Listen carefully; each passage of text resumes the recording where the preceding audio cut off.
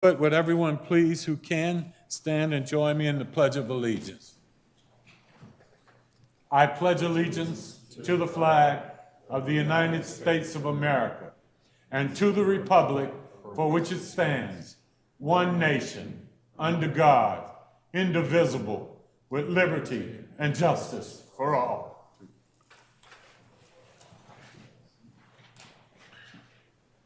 Madam City Clerk, could you, for the record, let us know if we have a quorum?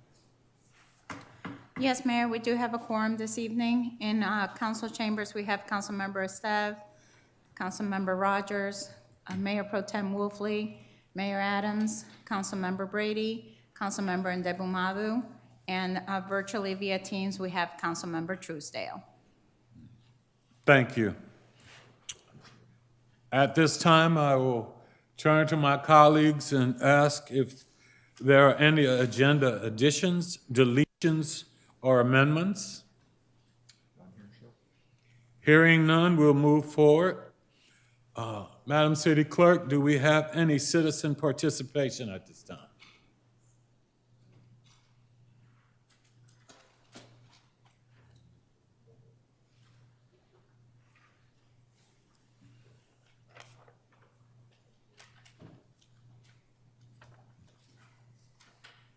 Jamal Sutton? Yes, sir. If you may please come to the microphone. Adjust it to whatever level you need, and good evening. Good. All right, so I am here because of I live 15401 Mount Oak Road. I am at the intersection of Mount Oak Road and Notting Hill.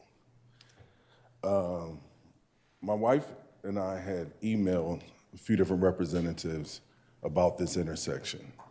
We've lived there for approximately 5 years, okay? In this intersection, between speeding a lot, and when I say speeding, I mean definitely over 60 miles an hour right there. The way it comes to the stop sign, it's at a dead end.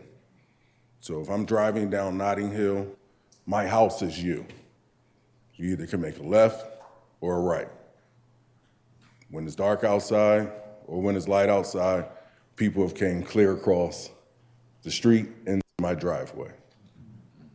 If they're coming from Church Road, they go past my driveway and they hit my mailbox. In 5 years, I've replaced it 6 times, okay? There are numerous accidents out there at least every 3 days. Some are reported, some are not reported. When it comes to the police, I probably know everybody in the district, because they've been there before. They've came across before, down the gate, went through my backyard, all the way up to the neighbor's backyard that lives behind me. Knocked down my entire gate. We just haven't replaced it. There's no need to. When it comes to my lawn care, there have been many a times that cars go up in it. They do U-turns in it, and I can continue on and continue on. We've also had an accident that happened where a car was coming down Notting Hill to make a left. A car was coming from the left side, crashed into each other, ended up in my driveway and totaled one of my vehicles. Okay, so we've had numerous incidents, and this has only been in 5 years.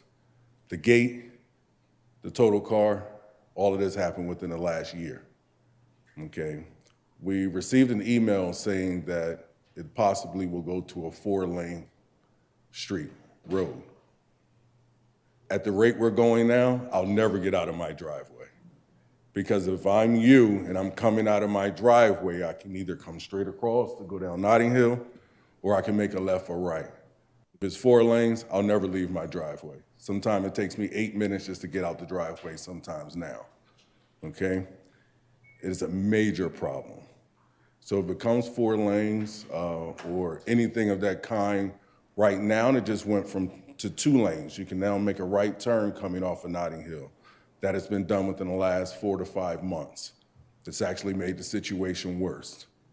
Because when you go to make a right turn, if you're sitting to make a left one, The car that's making the left turn sits out so far that the person sitting in the right lane cannot see.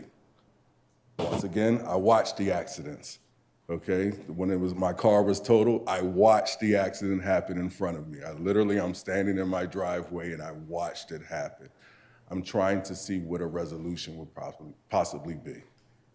Whether a light is put there, whether a barrier is put there, because like I said, they'll drive straight across. Okay, I can show you on multiple different times where they've done it before. You know what I'm saying? So I either need some type of barrier possibly that's up there, a light that's blinking, because a small stop sign is not going to change it.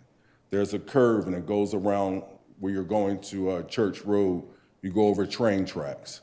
I've heard numerous cars go over that train tracks at over 60 miles an hour. It has to be. You get what I'm saying? They run into deers out there. And I'm tired of assisting. I'm tired of picking up my car parts in the driveway, other people's car parts in the driveway, and I'm seeing what could we possibly do before someone's killed right there. Okay. Thank you so very much, sir, for coming this evening. Yes, sir.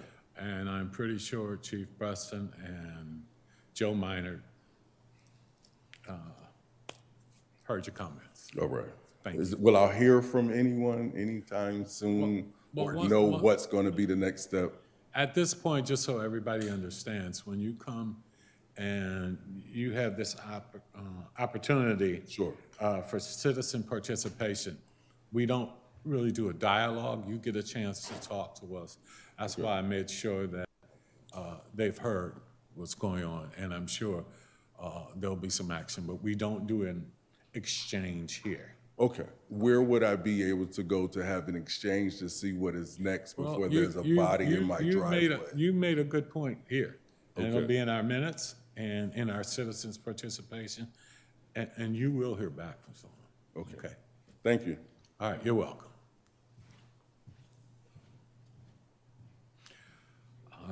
That being citizen participation, do we have any presentations? No, sir, not this evening. Okay. And again, thank you, sir. Come out. Anything from our city boards and committees? No, sir. Okay, well, we now go to council announcements, and I think I'd like to make an announcement first and speak up. First and foremost, if you aren't aware, February is Black History Month. And I hope everyone will take the opportunity and the time to understand it's about education, it's about being informed, it's about recognizing all the contributions of all Americans. And so it's a time where I hope everyone takes an opportunity. There are going to be a lot of different programs throughout the county, throughout the state, throughout the city. And I hope you take some time to enrich yourselves in that history, that very, very at times traumatic, but at other times very joyful history. And take a moment to reflect on Black History Month. So having said that, I will turn it over to my colleagues. Any comment? Okay. Councilmember Ndebamadu. Mr. Mayor, one day it'll grow on you. Good evening, everyone, and good evening, council members. The first announcement that I have is regarding Friendship, our new STEM public charter school that is coming in August of 2024 this year. Just want to let you know, application numbers have gone up since the last time we met. They are currently at 361 applicants as of this morning. It is going to be a guaranteed lottery. Applications will close within the next week. So if that is an interest for you to apply for K in first grade, and if you know anybody who's interested in applying for K in first grade for their children, please make sure that they go ahead and apply now and that they go through the Scribbles website and submit their application for their child in the Friendship STEM public charter school. So that is my first announcement. The second announcement is, back in November, Councilmember Truesdale and I met with Maryland State Highway, and we received a letter response to our meeting that we had with them back last year. And I won't go through and read the entirety of that letter now because it is about a page long. But what I will do is take this opportunity to ask staff to schedule a follow-up meeting to ask Maryland State Highway to come forth before council. I think given this issue, it does affect our neighboring districts. So I think it should be a much broader conversation as opposed to just having it with District 4. So I'll ask staff if they can organize a follow-up and ask our District 3 engineer, that is just for the public's awareness, Derek Gunn. He is our District 3 engineer for Maryland State Highway Administration. And so if we could schedule a follow-up and ask Derek and his team to come forth before the council so we can have a much broader discussion to the response to the letter that we got, that would be very helpful for our neighboring districts. So thank you, Mr. Mayor, and I look forward to tonight's discussion. Any other comments? Council members? Okay. At this time, we'll move to the city manager's report. Mr. Mayor, City Council and residents, especially those on Kingsfield Drive, the staff is focusing on the budget right now. I've just finished a meeting with Public Works Department and our Community Services Department, which, if you look at the numbers, there's probably more than almost 300 people right there of our service deliverers.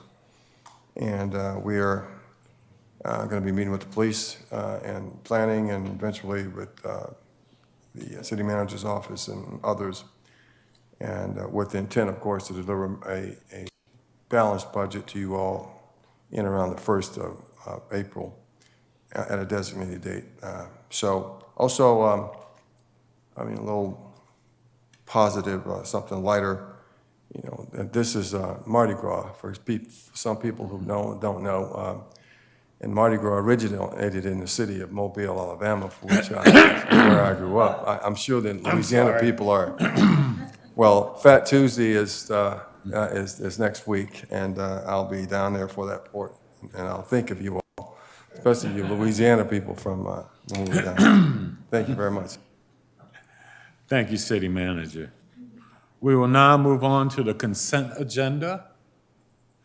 I'll entertain a motion. Mr. Mayor, I'd like to move to approve the consent agenda. Second. It's been moved and properly seconded. Any discussion? Hearing none, I'll call for the question. All in favor, please respond with an aye. Aye. Opposed, same favor.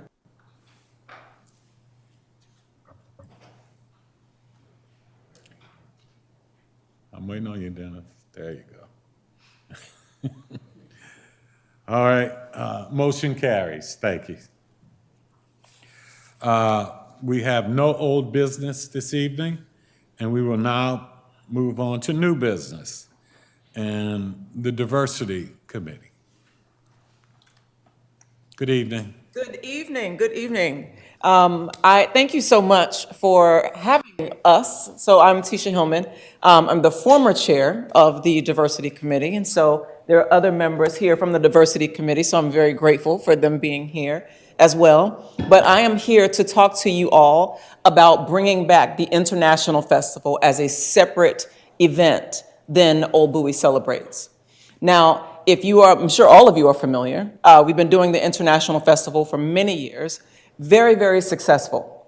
People love the International Festival. One, because it's in Allen Pond Park, so it has an opportunity for complete expansive growth, right? So it's a huge event, not to mention the fact that it's an opportunity for all of these cultures and things like that to come together to participate in this festival that has been, again, as long as I have been a member of the committee, it's always been successful. Last year was the first year that it was combined with Old Bowie Celebrates. Now, it was so last year, it was in Old Town Bowie, as the council is aware, and that created some logistical issues. And so because of that, we did not see the success that we would normally have seen. Not to mention the fact that it was raining. Obviously, that was what it was, right? But the issues were that logistically, it did not work because there were too many separate things going on, to the extent that we didn't even know that it was a combined event. We didn't know that International Festival, that basically that it had been combined, because there was really no visual presence, if you may, of the fact that it was an international festival at all. And so because of the way that Old Town Bowie is actually logistically situated, there were people alongside going down the other side of the bridge. No, you know, people just it didn't have the same connection. And when we're talking about diversity and building cohesion, it would seem, at least for us, that having a space where it's not so separated, where people can all come together, is more beneficial. And so we are here to present to the committee and ask the committee to separate the events so that the citizens of Bowie can go back to being able to, or to continue, let me say it that way, to continue being able to enjoy all of the things that they've always enjoyed about the International Festival. Now, if the city decides that they want to have both events, so be it.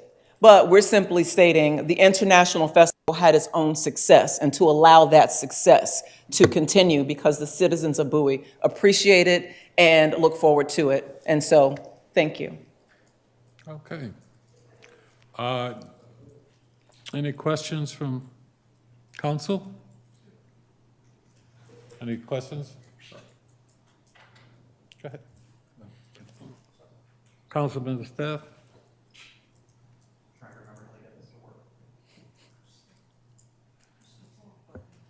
There we go. The IT committee's here, so I just want you guys to know, every time this improves, we stop learning how things work. It gets a little worse every time we improve it. We had a chance to talk a little bit before the meeting, which I'm glad we did. I think I shared the history of why they were combined as best I remember it. I have no issue personally with separating them again. I was reminded that our event planning staff now have a couple of contractual positions that help them out a little bit.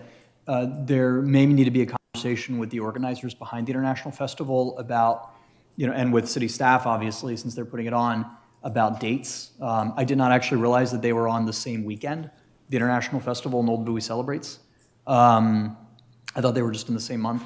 So if you guys are open to talking with your liaison staff and working with the International Festival planners, just so we can make it, logistically work for both groups, I personally have no issue seeing them separated again.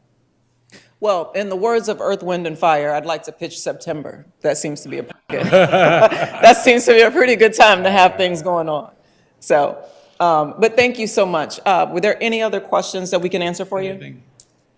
Go ahead, Councilman. I get the right button here. There you go, the red light instead of the green light.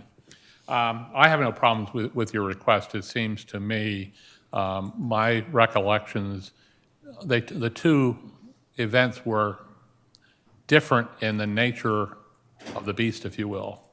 The International Festival was intended to showcase a variety of cultures and ethnicities, and it was typically, I thought it was the first weekend in October was when it was held in the past. So I'm not sure about the first weekend. It's coming to me like the third weekend, and someone else can correct me. I think it's the third.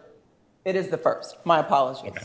And the event up in Huntington was to basically showcase and highlight Huntington and the heritage there. So there were two distinctly different entities, and I was actually surprised that they were combined. And I believe the International Festival was a function of the city, not of an organization outside the city, if memory serves me. It was kind of like we do Bowie Fest in June, and we did an International Festival in October. And it was driven, as I recall, because at the time I was the liaison to the Diversity Committee, that it was driven by the Diversity Committee in this sense of wanting to kind of educate and open the eyes of the everyday citizens to different cultures and ethnicities and what have you that like. So I fully support separating them, and I fully support going back to Allen Pine. Thank you. Thank you, Mayor. I'd like to City Manager put Lori on the spot. Lori, is there anything that prohibits?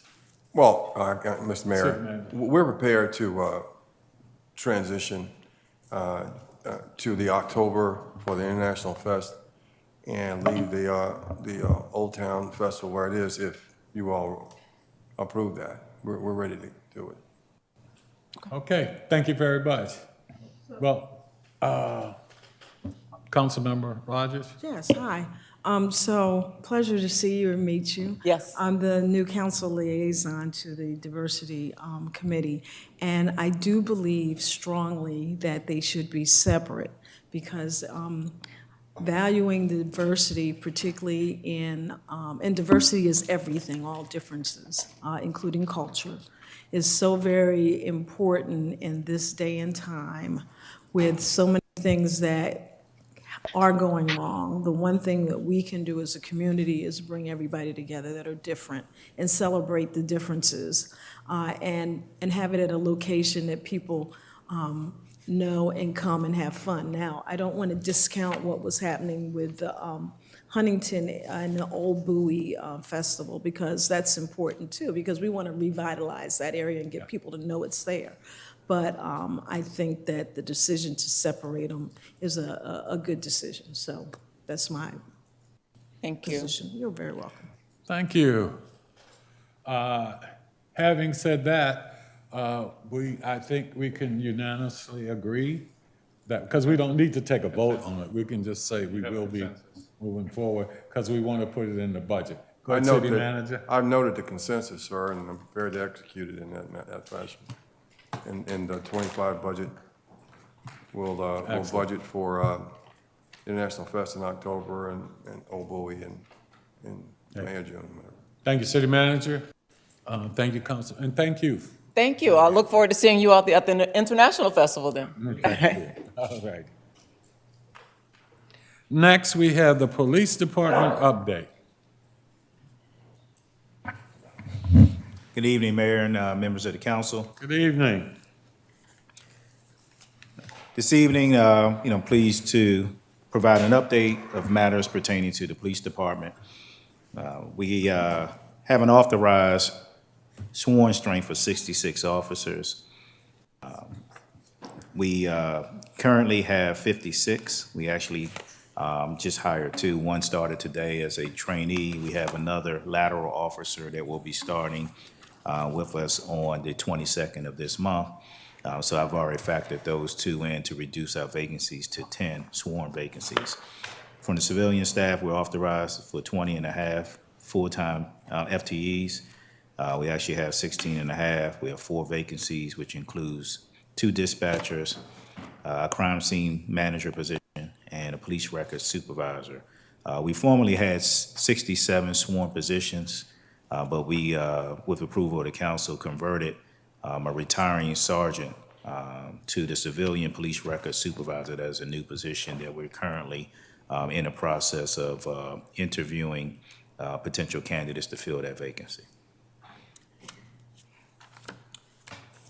In 2023, we handled a total of 31,271 calls for service, which represent an increase of 19.1%. Crime statistics, we had major increases in several categories, mostly related to property crime with one exception in robberies. Our stolen autos was the most significant. Our stolen autos were up actually 97%. A lot of that was due to the Kia and Hyundai makes that were being targeted throughout the region. We've done taken some extensive efforts to curb that.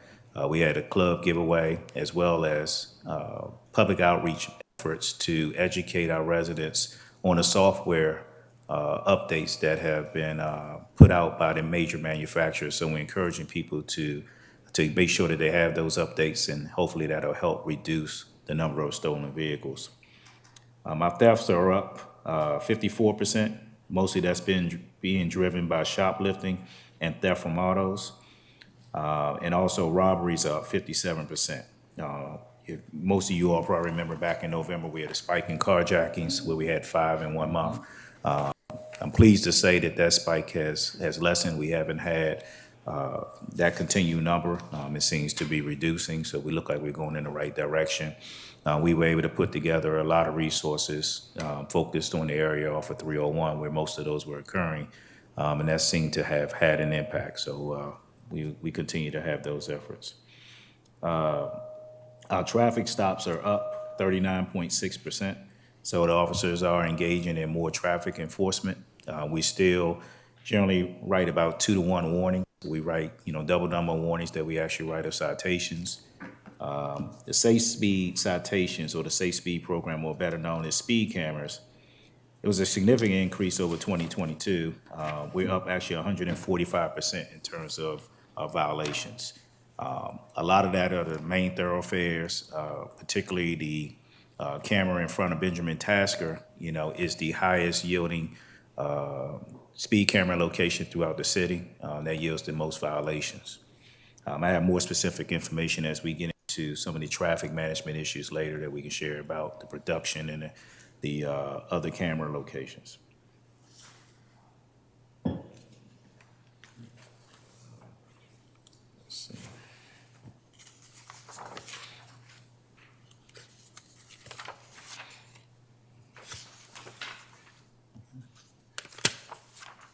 Bear with me 1 second, please.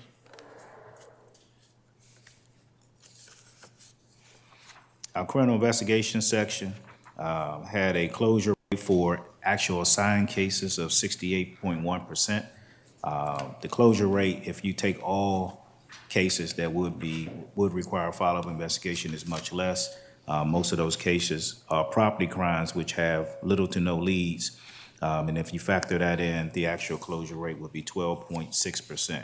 We're taking some efforts, looking at bringing on a intern from the Bowie State University to start this semester to help with some of the follow-ups with the community members to keep them apprised of the status of their cases for those cases where we don't have any actionable leads, and to provide them some information on the best way that they could safeguard their personal information, and just to provide them an update. What we found is that many times when people report a crime to the police department, there's no real follow-up in terms of the status of the investigation. So we wanted to make sure we provide that and let them know that if we don't have any actionable leads, that we're actually closing the case, and that there is no further information or no further investigation will be done unless additional information comes that will bring some actionable leads.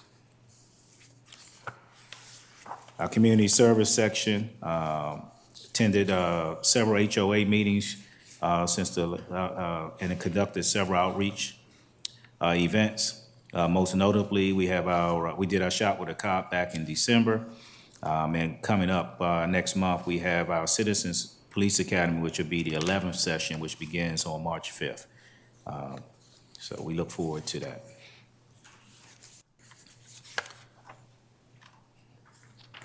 From a traffic enforcement standpoint, the crashes that we have had in the city have increased 22% compared to 2022.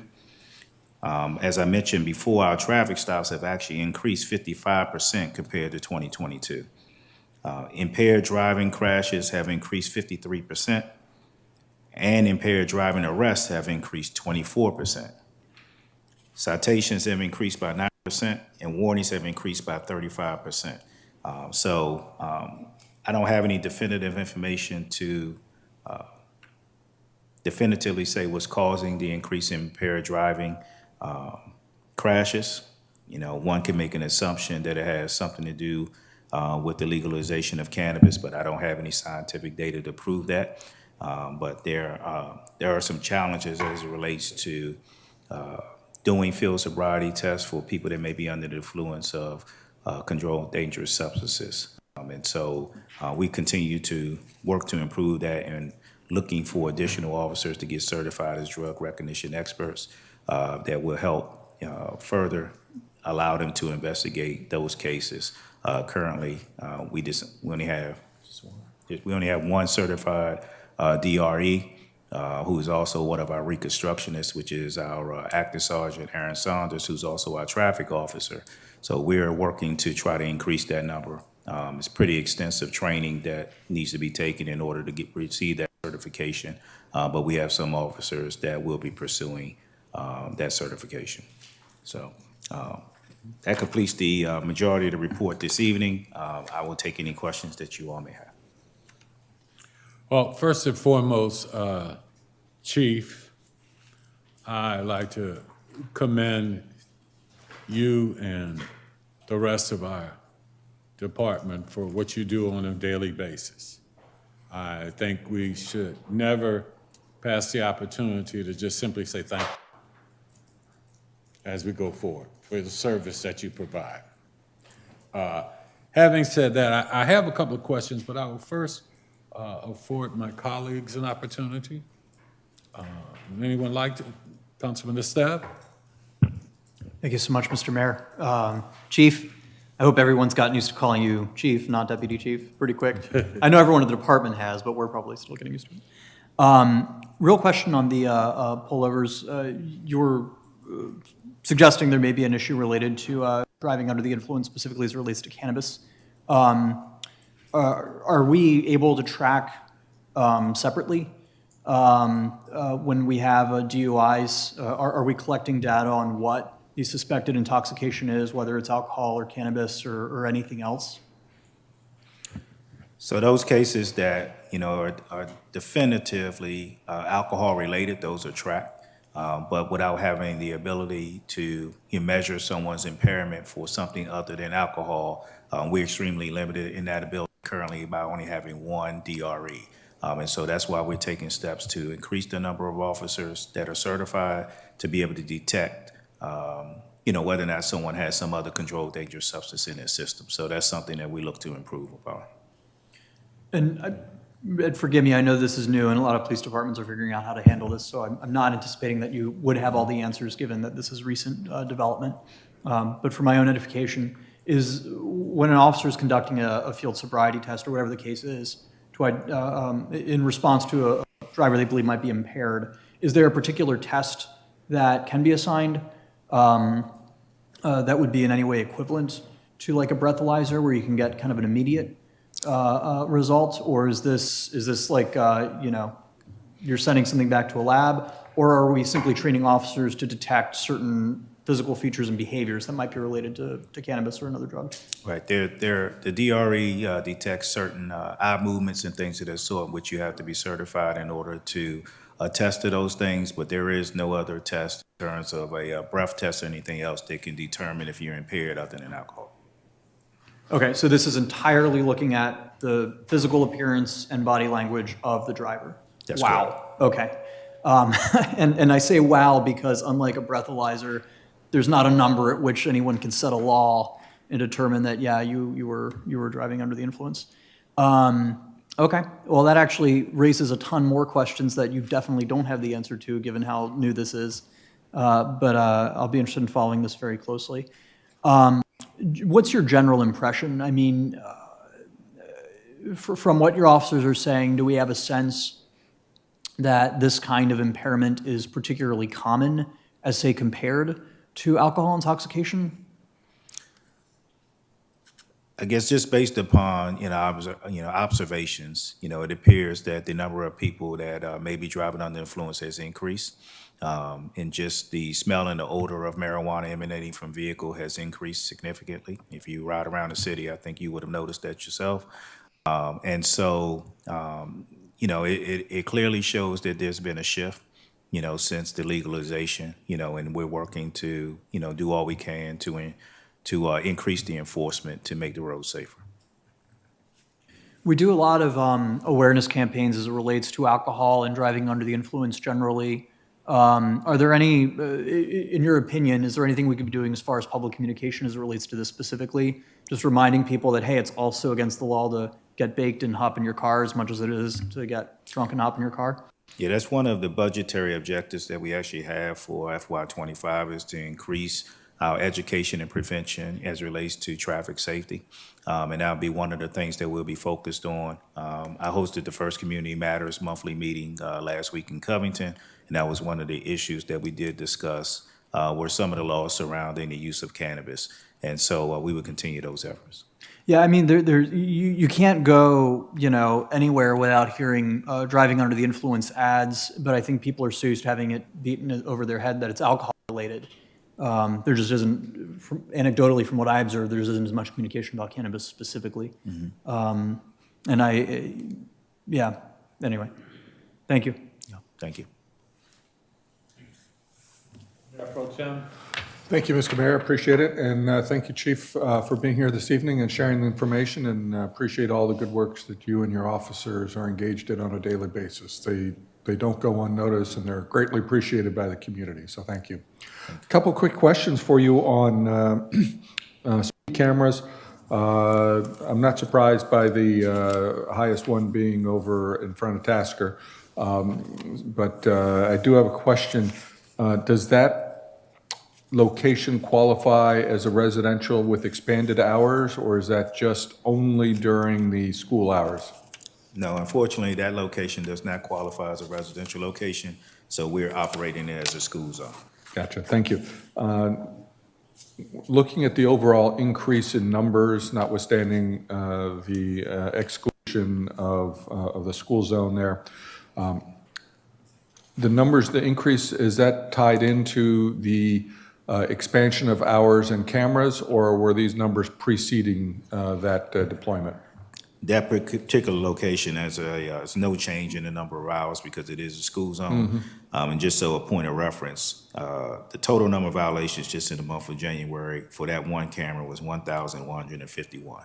So you can imagine it's a significant number of vehicles. That's one location where there will always be a permanent camera mounted because of the sheer number of violations until the behavior has changed. But we continue to see that number. Conversely, going in the opposite direction, northbound, only 362 violations were issued. So clearly the issue is on the southbound lanes of 197 there. Gotcha. Now, for the rest of the city, the numbers that we're seeing that you reported on, does that reflect pre or post deployment of new cameras and expanded hours? Well, some of these locations are new locations, so we don't have any data to compare it to prior to the installation of the cameras. We have 12 cameras that are issued. Unfortunately, in the reporting, I only have data on 8 of the 12 cameras. 4 of the new cameras, our vendor is trying to work to correct a reporting issue. So I can get that data and get it to you once I have it. Thank you. But I do have the data on the other locations in terms of the number of violations. Interesting.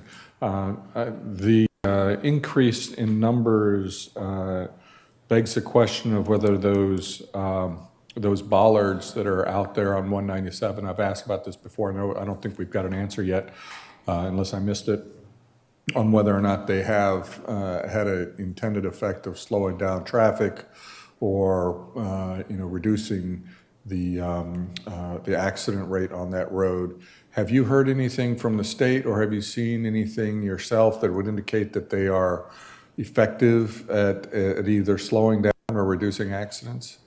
I think if we look at the numbers, I don't think that they are having an impact in slowing vehicles. And the ballards are actually set after you pass the school, which the camera it precedes that point before you hit the ballard. So, so they haven't had an impact in reducing speed. So the southbound is not the problem. No, southbound is the problem. Southbound is the problem. So southbound so they're coming out of the bollards and speeding through the camera after having been funneled through the bollards. That's correct. So one begs the question of whether they feel free and able to speed up as a result, or if just in general they're recklessly driving anyway and are not affected by the presence of the bollards at all. If you could see if there's anybody either on the planning staff or your colleagues in the county or the state level who might have some information or insights on the effectiveness of those bollards, if anybody considers them a win or not. If they are a win, then I'd like to see more of them. If they're not, then I think they're just a nuisance. But if they're effective, I'll put them up on every street corner if they work. But it doesn't look like it based on the numbers we're seeing on that camera anyway. Then another question just so happens to be in that same area.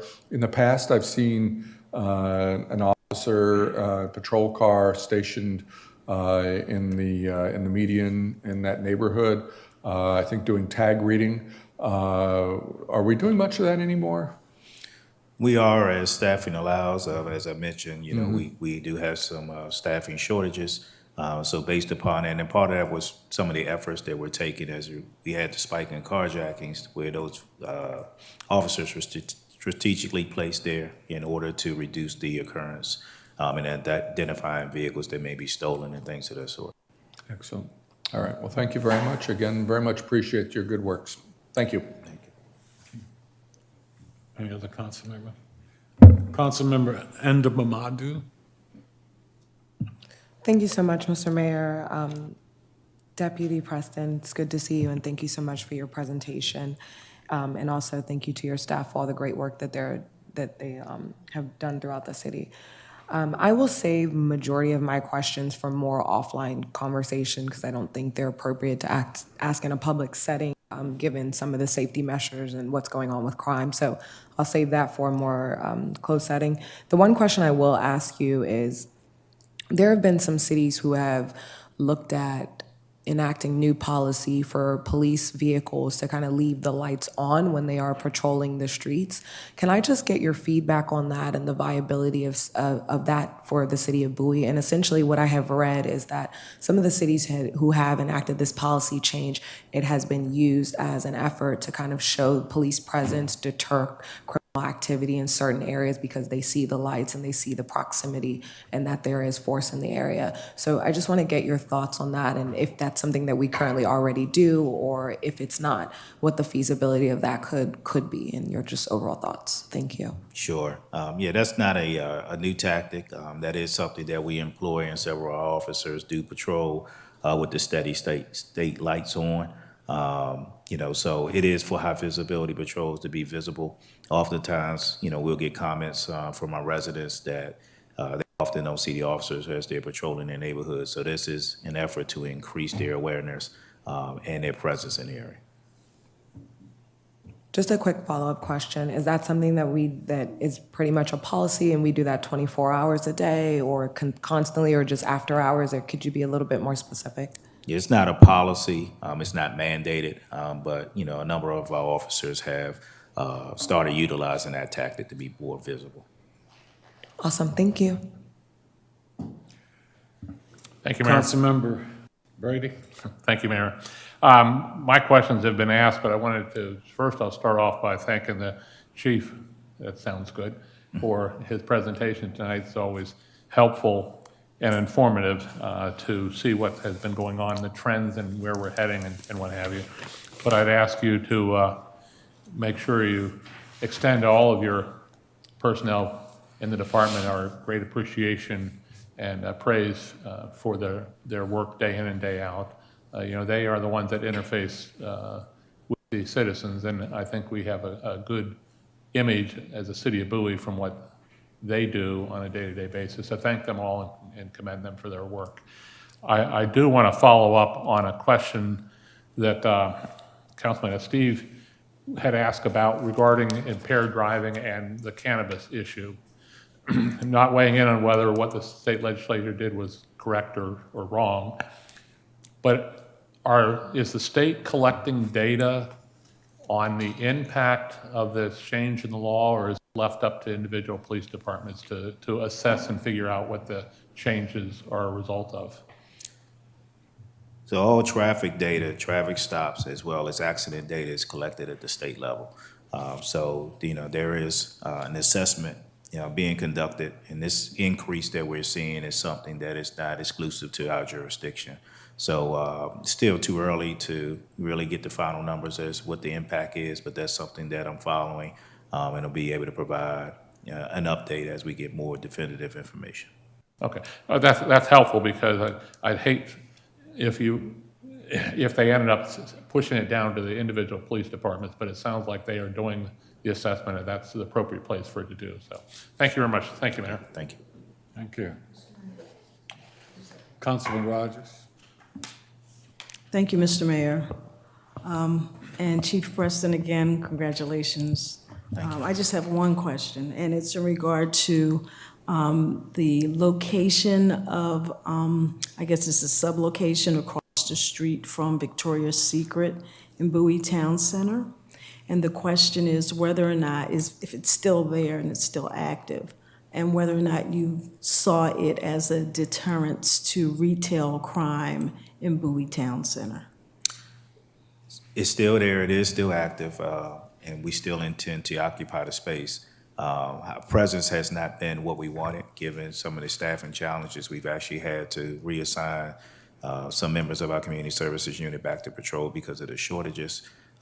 And the community service unit is the squad that usually occupies that space. We do meet on Thursdays with our Police Explorers program out of that location. In terms of, we're still seeing retail theft as it relates to the Victoria's Secret, so it has not caused that behavior to cease. But, you know, one thing is that we've increased the patrolling and the area checks by patrol officers. That has significantly increased, so that we've seen some reduction. But there are various factors that are still impacting retail theft that we continue to battle over there. Thank you very much. Thank you very much. Okay, any other questions? Councilman Yes. Purcell, go right ahead. Yes, thank you, Mayor. Thank you, Chief Preston, for all the work, you know, the police department do and your leadership. Congratulations again. Pretty much like my colleagues, my questions kind of been answered, had been answered, but I just wanted to just address the cannabis, go back to that in terms of the DRE officer. We have one. Is there, well, I guess my first question is, you know, the certification, how long does that certification take? And for, you know, for officers, and I know that there is probably a projection that you may have in mind for, if not 2024, 2025, how many officers that we perhaps can have this certification done with? That's my question.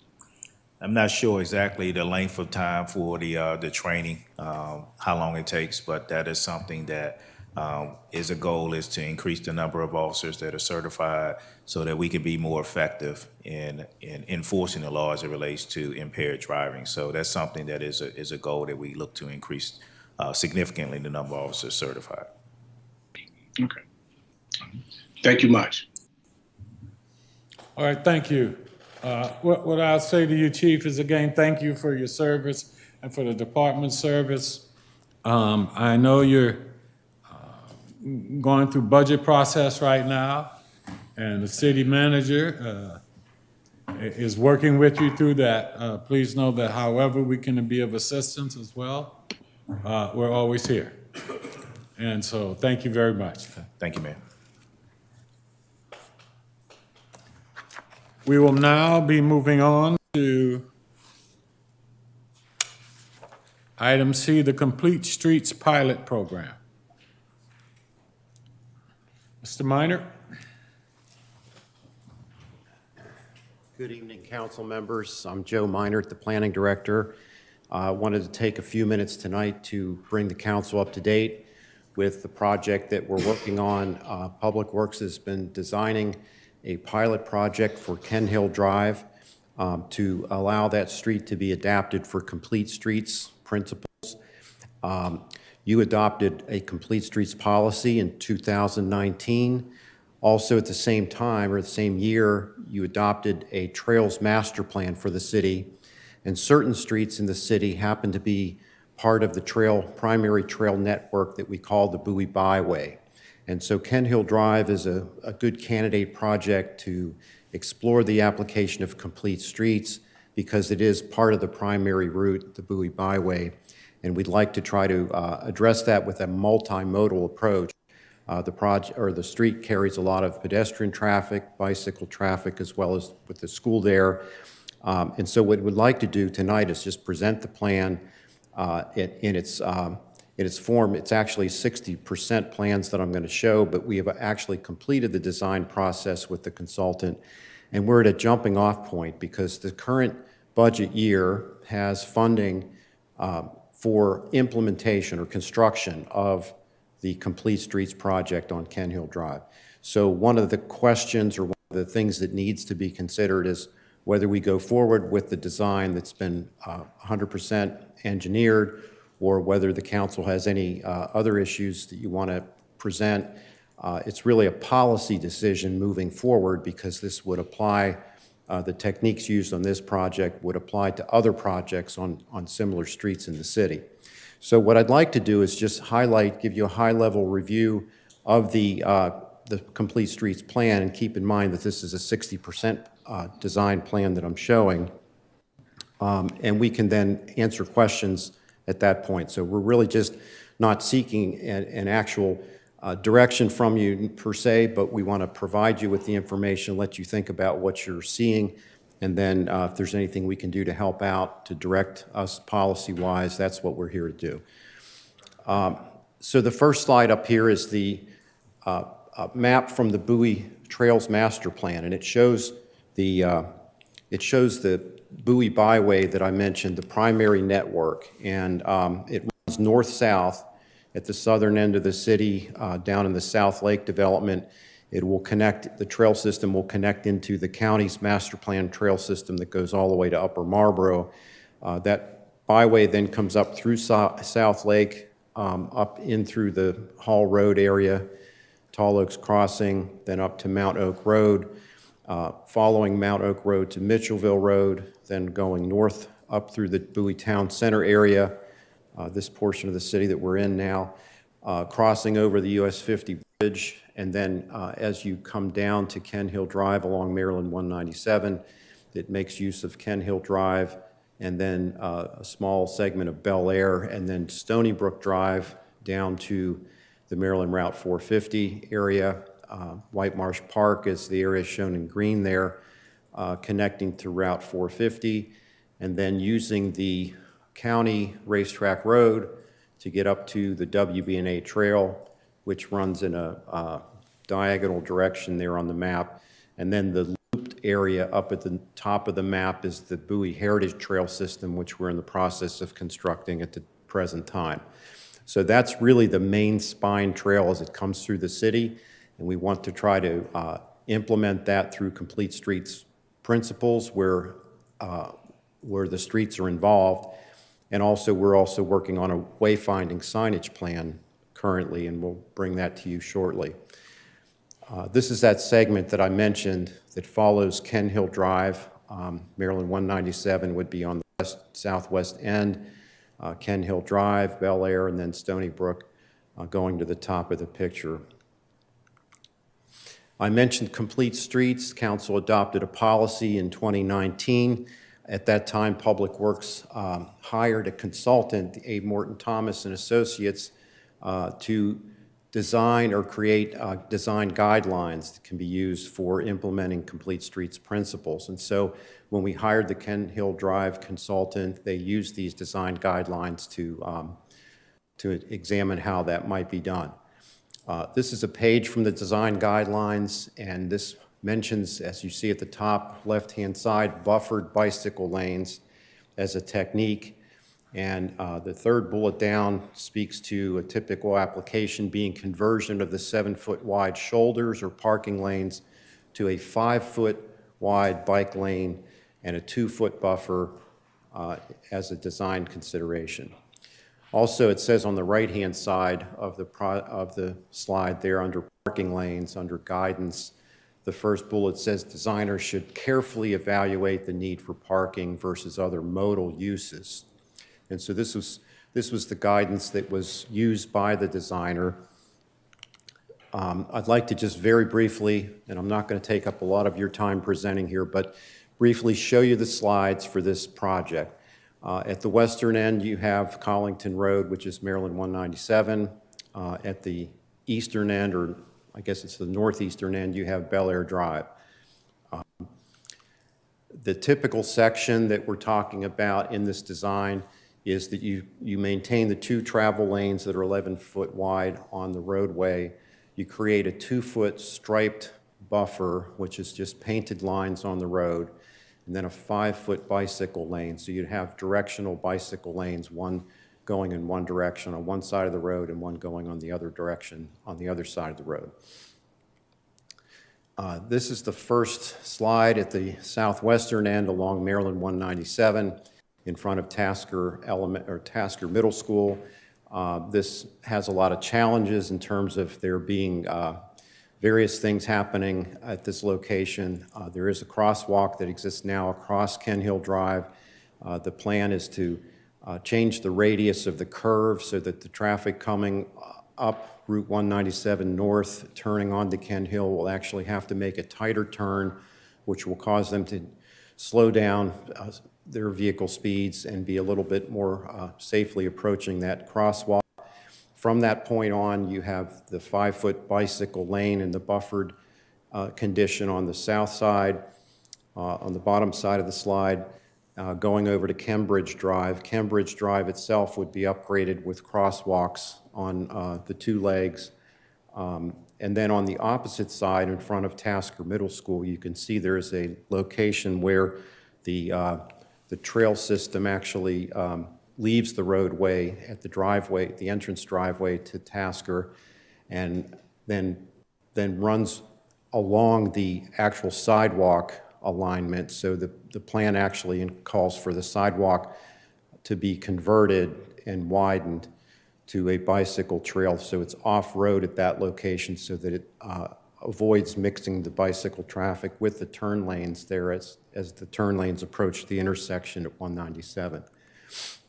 The design heading northeast is fairly consistent for the rest of the project. Again, you have Cambridge Drive on the left-hand side of the drawing and Fair Lane on the right-hand side. You have the buffered bike lanes, and then as the buffered bike lanes cross the roadway intersections, there would be little rectangular striping that would demarcate the bike lane through the intersections.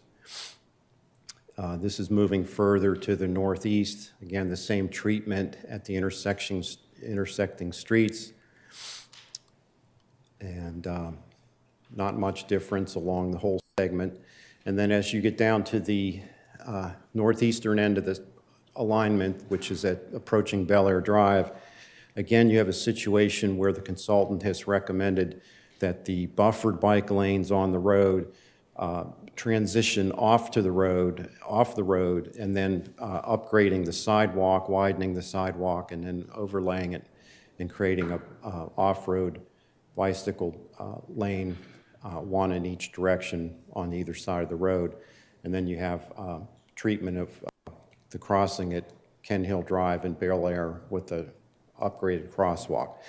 And again, I would just remind you that the plans I'm showing you are the 60% version. I didn't have access to the 100% drawings to be able to put them on the board, but we're not asking for approval of the drawings. We're just here to show the concept with you and share the concept.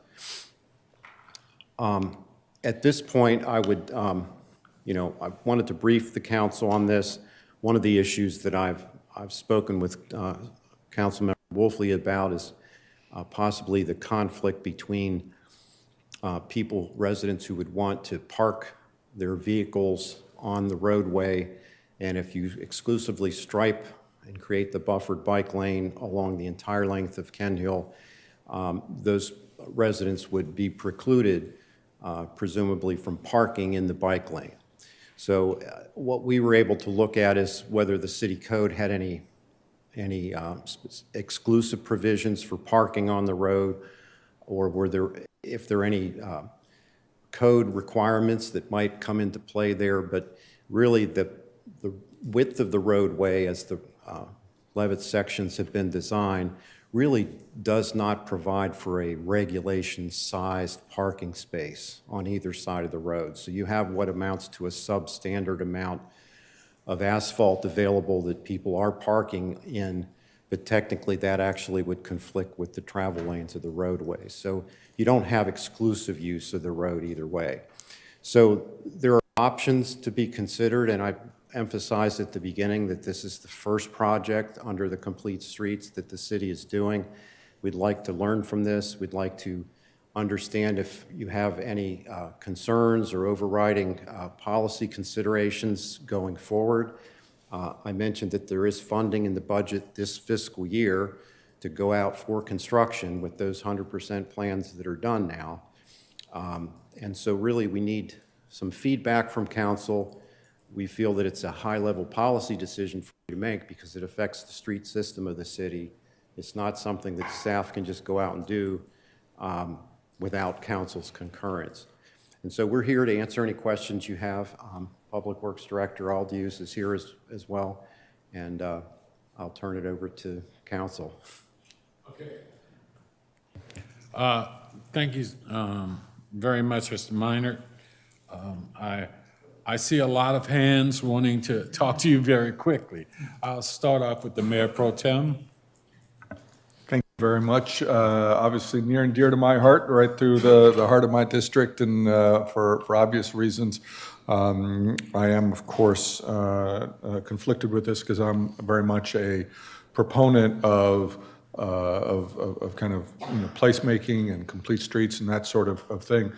But what I've seen so far is a really significant burden that's being put upon the residents of that street. And I want to point out here to my colleagues, it wasn't mentioned in the presentation, but this is just Ken Hill, which would then lead to Stony Brook, which would mean all the houses along Stony Brook would also face that same circumstance. And so that's a fairly significant number. And I believe, I don't know if you know them off the top of your head, you are the sort that just might, because I'm going to ask the question about how many affected houses there are. It was little over 100, I believe, collectively.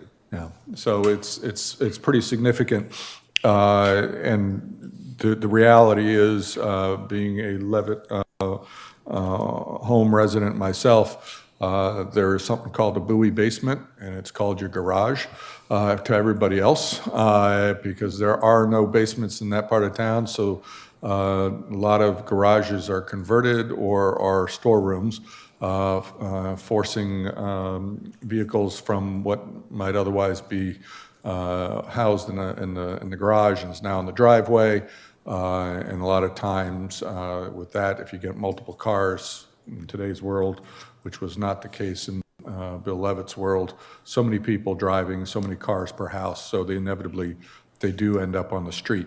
And that's become a basically de facto accepted use of our streets. And we have no preclusion from anybody using our streets for that purpose. So we're really taking away a significant, asset to the residents of those streets. And the plan that I've seen so far, and you and I have talked about this, and I appreciate the time you've spent with me on this so far, is such that there is no opportunity to provide it, even if it's on the other side of the street. It affects both sides of the street, this plan does, which means that there's no relief, and of course none of these streets have alleys behind them, and in some cases it's a pretty significant walk to get to a cross street that you might park on a side street. So all that having been said, I think that the plan that we have presently, or this configuration, does not work well for this part of our community, at least, because of those limitations. I do think there are some things in there. It's kind of a little difficult because I look at it and say this would certainly slow down traffic on Stony Brook and Ken Hill, both streets that are keen sources of complaint and for traffic, for speeding, and this would certainly do that. However, it's a pretty steep price to pay for those residents to have to give up their parking to slow down traffic. I do think there's another thing that came out that you mentioned. One of the things is changing of the radius of some of the intersections. I think that's something we ought to consider, not just for this, but for other circumstances when we want to do some traffic calming, completely unrelated to the presence of bicycle lanes. But I think that that's a very good element that came out of this design work. I think there is another issue we need to, kind of pull in, which is public input.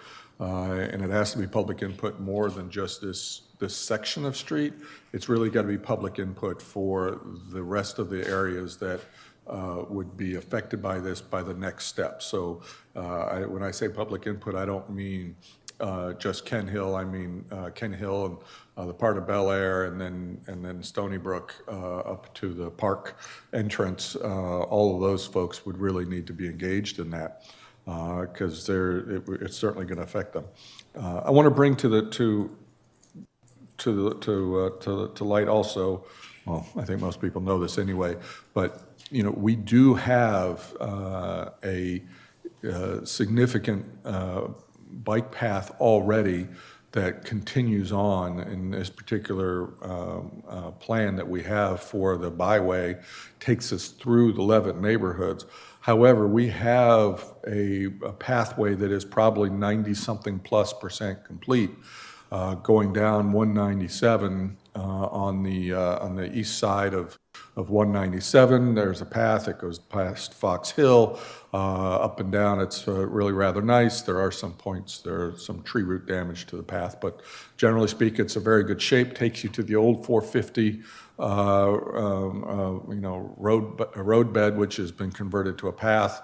Takes you to the new 450 cross at a traffic light with it's signalized with a crosswalk for safe transfer over to the other side, and then the path continues all the way up to just before Hilltop, if memory serves me, and where it kind of goes dead end. I think there's a little issue there, and I think that's the part that needs to be addressed. But it seems to me that that's an alternative to the byway would be to utilize that existing pathway as opposed to taking it through Levitt. Not that I object to bikes coming through Levitt. They're not exactly causing a lot of noise. However, I do think that unless we can come up with a solution that addresses the shortcoming on the parking, I don't see this as a viable solution. And I think the exercise has been good, but I think that in these cases, we just have to either come up with a different solution, or perhaps maybe the most economical and expedient thing is to shift the byway over to the existing pathway that exists on 197 and 450, and then address that last segment where we're kind of dead-ended at Hilltop. And maybe work something out there with that property owner or with the state to make some sort of arrangements to allow for the continuation of the path there and the safe transfer over to Racetrack Road.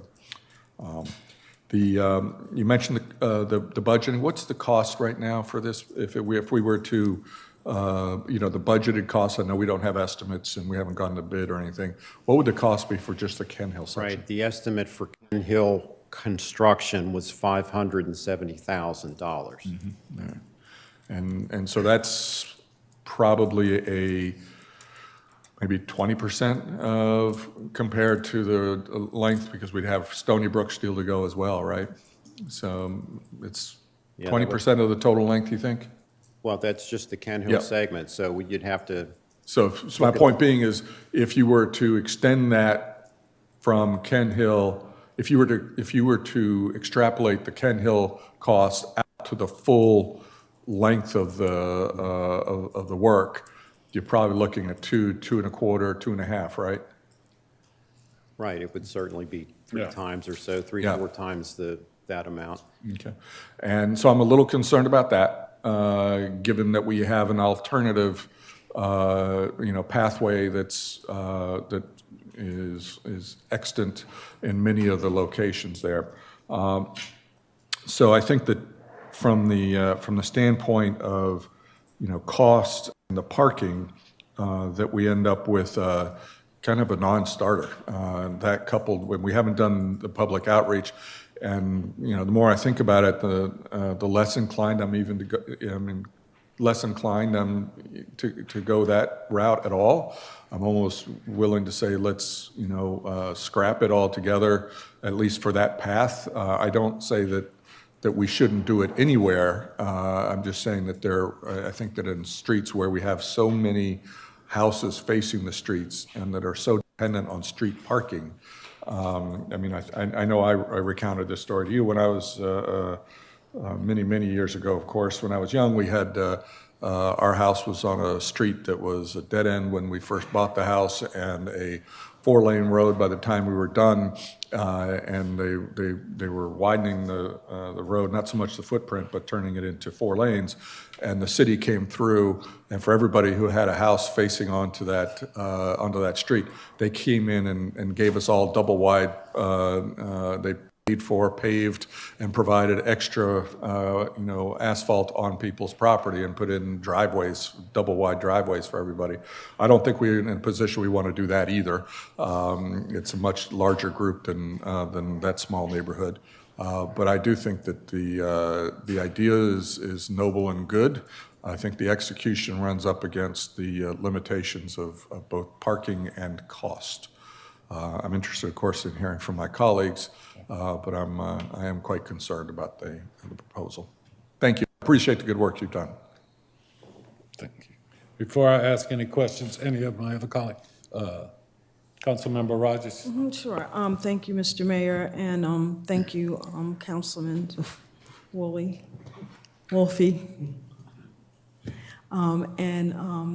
Mr. Minor, you just amazed me in your presentation because you have no notes. That's amazing to me. My immediate reaction to Ken Hill, because I'm usually on Ken Hill at least once a week, and there's a speed camera there, and there's the middle school there, so, kind of gets bunched up there. But as I stroll or drive down Ken Hill Drive, it's usually a nice, slow, quiet drive, well, at least during the day when everybody else is at work. My immediate reaction was, oh my God, they're going to disrupt the lives of people that live on that street for this pilot. So I'm glad to hear your comments, because a lot of people do park on the street. And if there's an alternative, I would tend to go with the alternative rather than to disrupt lives for, efficiency around, I know it's environmental and all that other stuff, but yeah, I agree with him. Thank you for your presentation. You're welcome. Before, Councilman Brady. Thank you, Mayor. Thank you for this briefing. It's always informative, and you are a wealth of knowledge and information, so thank you very much. But this is a little new to me, so bear with me as I ask a few questions that might seem late in the game. The standard Levitt Bowie drive is what? How wide is it? 36 feet. 36 feet. So the cross sections that are shown in the drawing capitalize on that 36-foot width. Without widening.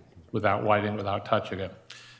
In the process of developing these plans, what was staff's thought and or the consultant's thought with respect to dealing with the on-street parking and this project? Well, it was the consultant who designed the plans, and they designed the plans using the guidance that I showed you on the slide, which was in the design standards, the design guide that was put pursuant to the Complete Streets policy that council adopted. So they were following through on the technical assessment made by the consultant who created the design guidelines, and it was really just a judgment. And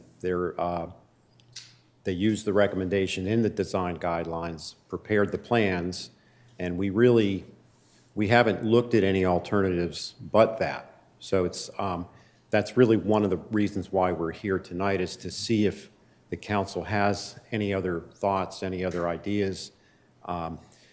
We do feel like because you adopted the complete streets policy, you adopted the primary byway in the Trails Master Plan, Ken Hill and Stony Brook are part of that, that we're implementing your policy. But we're running into loggerheads with the design and what we know is community objectives versus the policy that you've already put into place. And so we needed to bring it to you before anything could happen. We did come up with a couple of scenarios as to options that could happen, and I have a slide that I could put up there and run through that if you're interested in doing that, but kind of walk through each possibility. But we don't have a recommendation. It's really a decision that the city council needs to make collectively because it affects how streets would be dealt with in the future. Right. So we I need- I appreciate that, but I would think that in the process of staff and the consultant working on this, that the issue of on-street parking would have been something that it's like, okay, the standard says to do this, but if we do this, we eliminate on-street parking, and how can we compensate for that? It doesn't sound like that aspect was ever factored into the process. Well, the streets are not designated for parking. There's not a required or legally sized parking delineation on the street. So I think the designer was looking at the pavement that's available.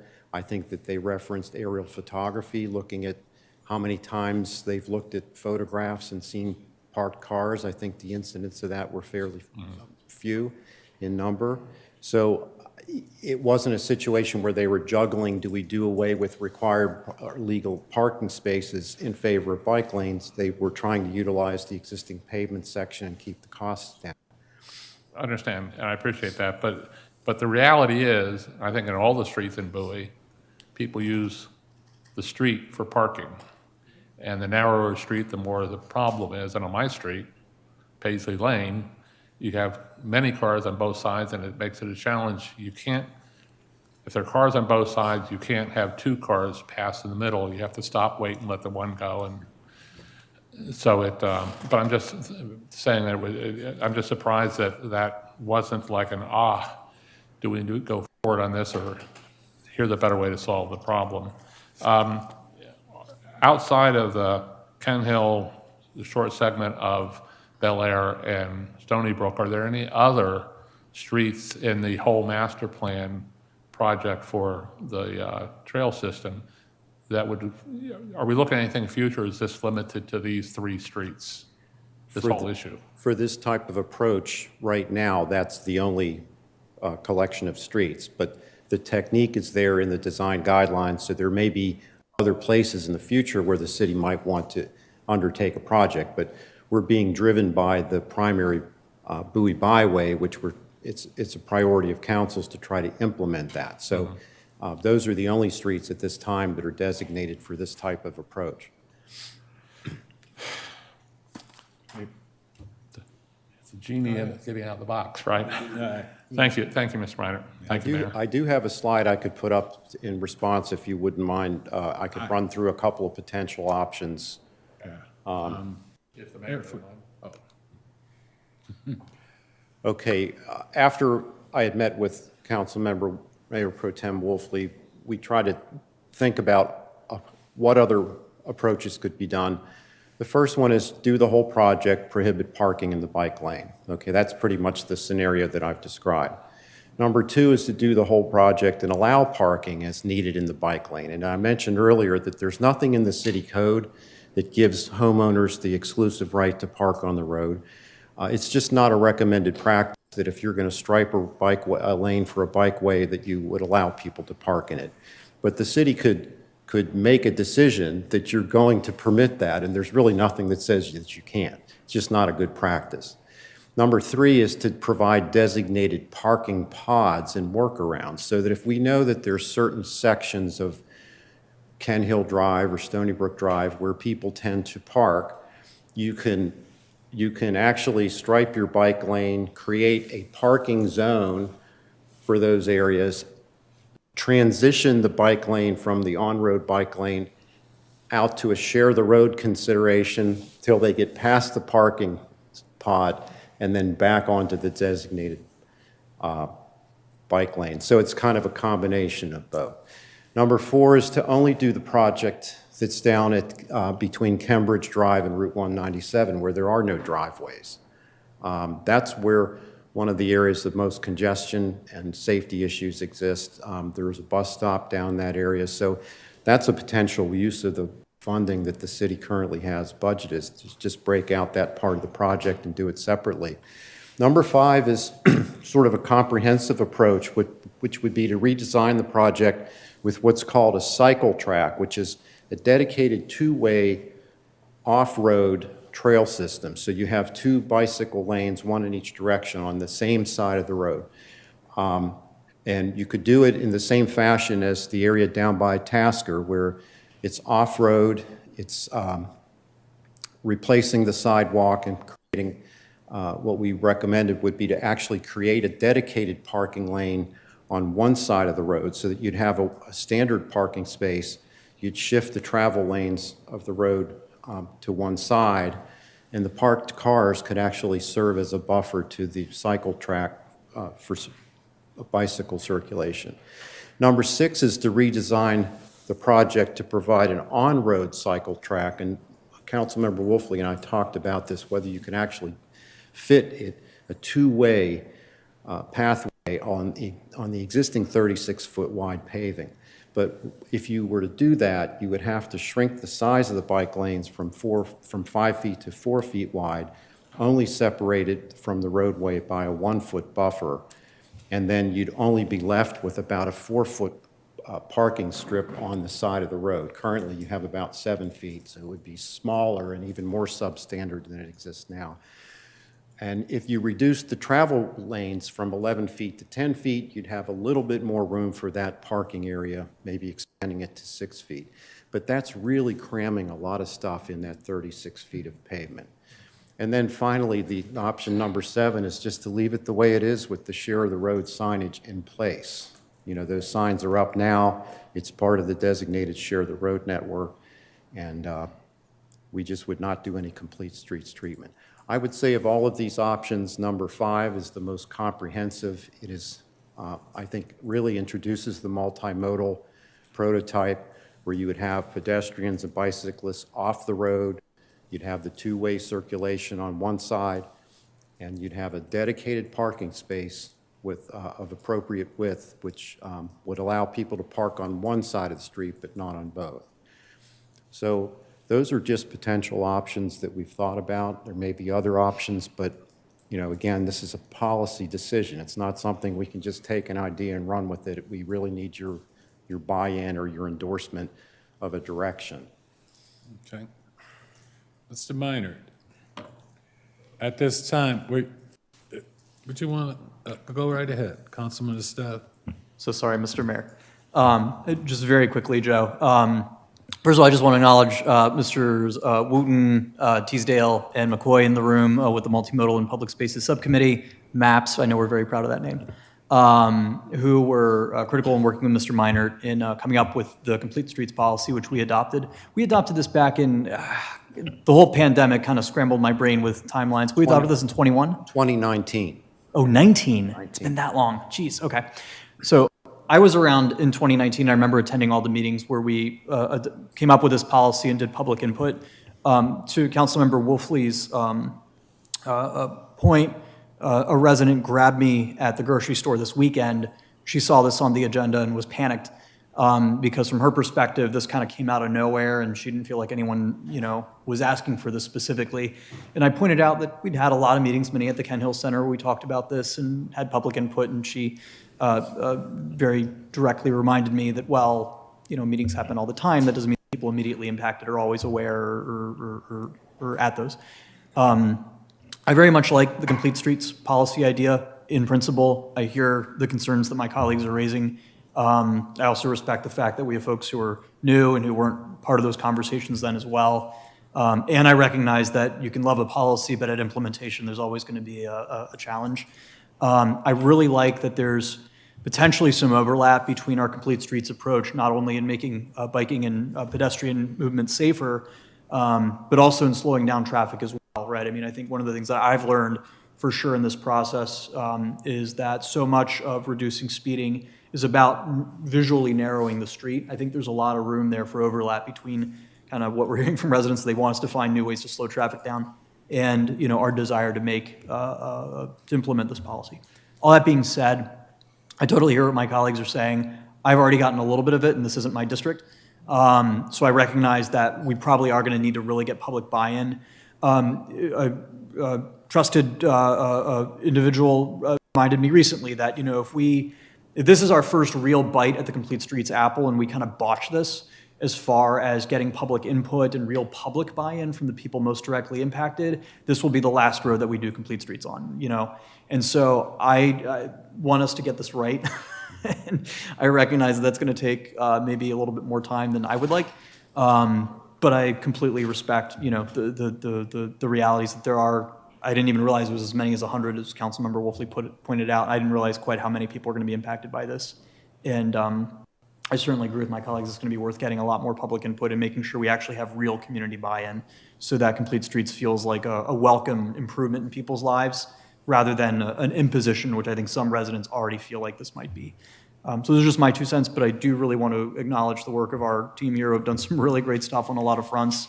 And I don't want you to think that I'm giving up on this particular vision. I do recognize, though, that we need to do a little more legwork on our end, getting public buy-in and support for this. Thank you.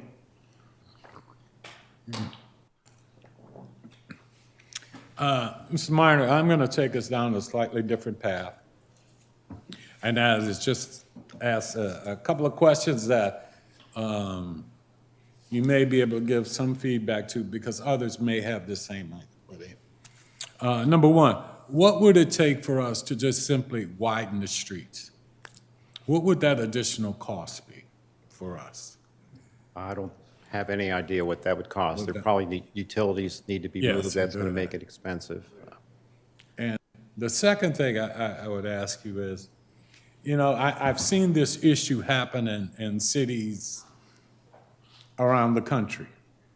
And one of the ways that they have addressed that issue is by making a lot of the streets one-way.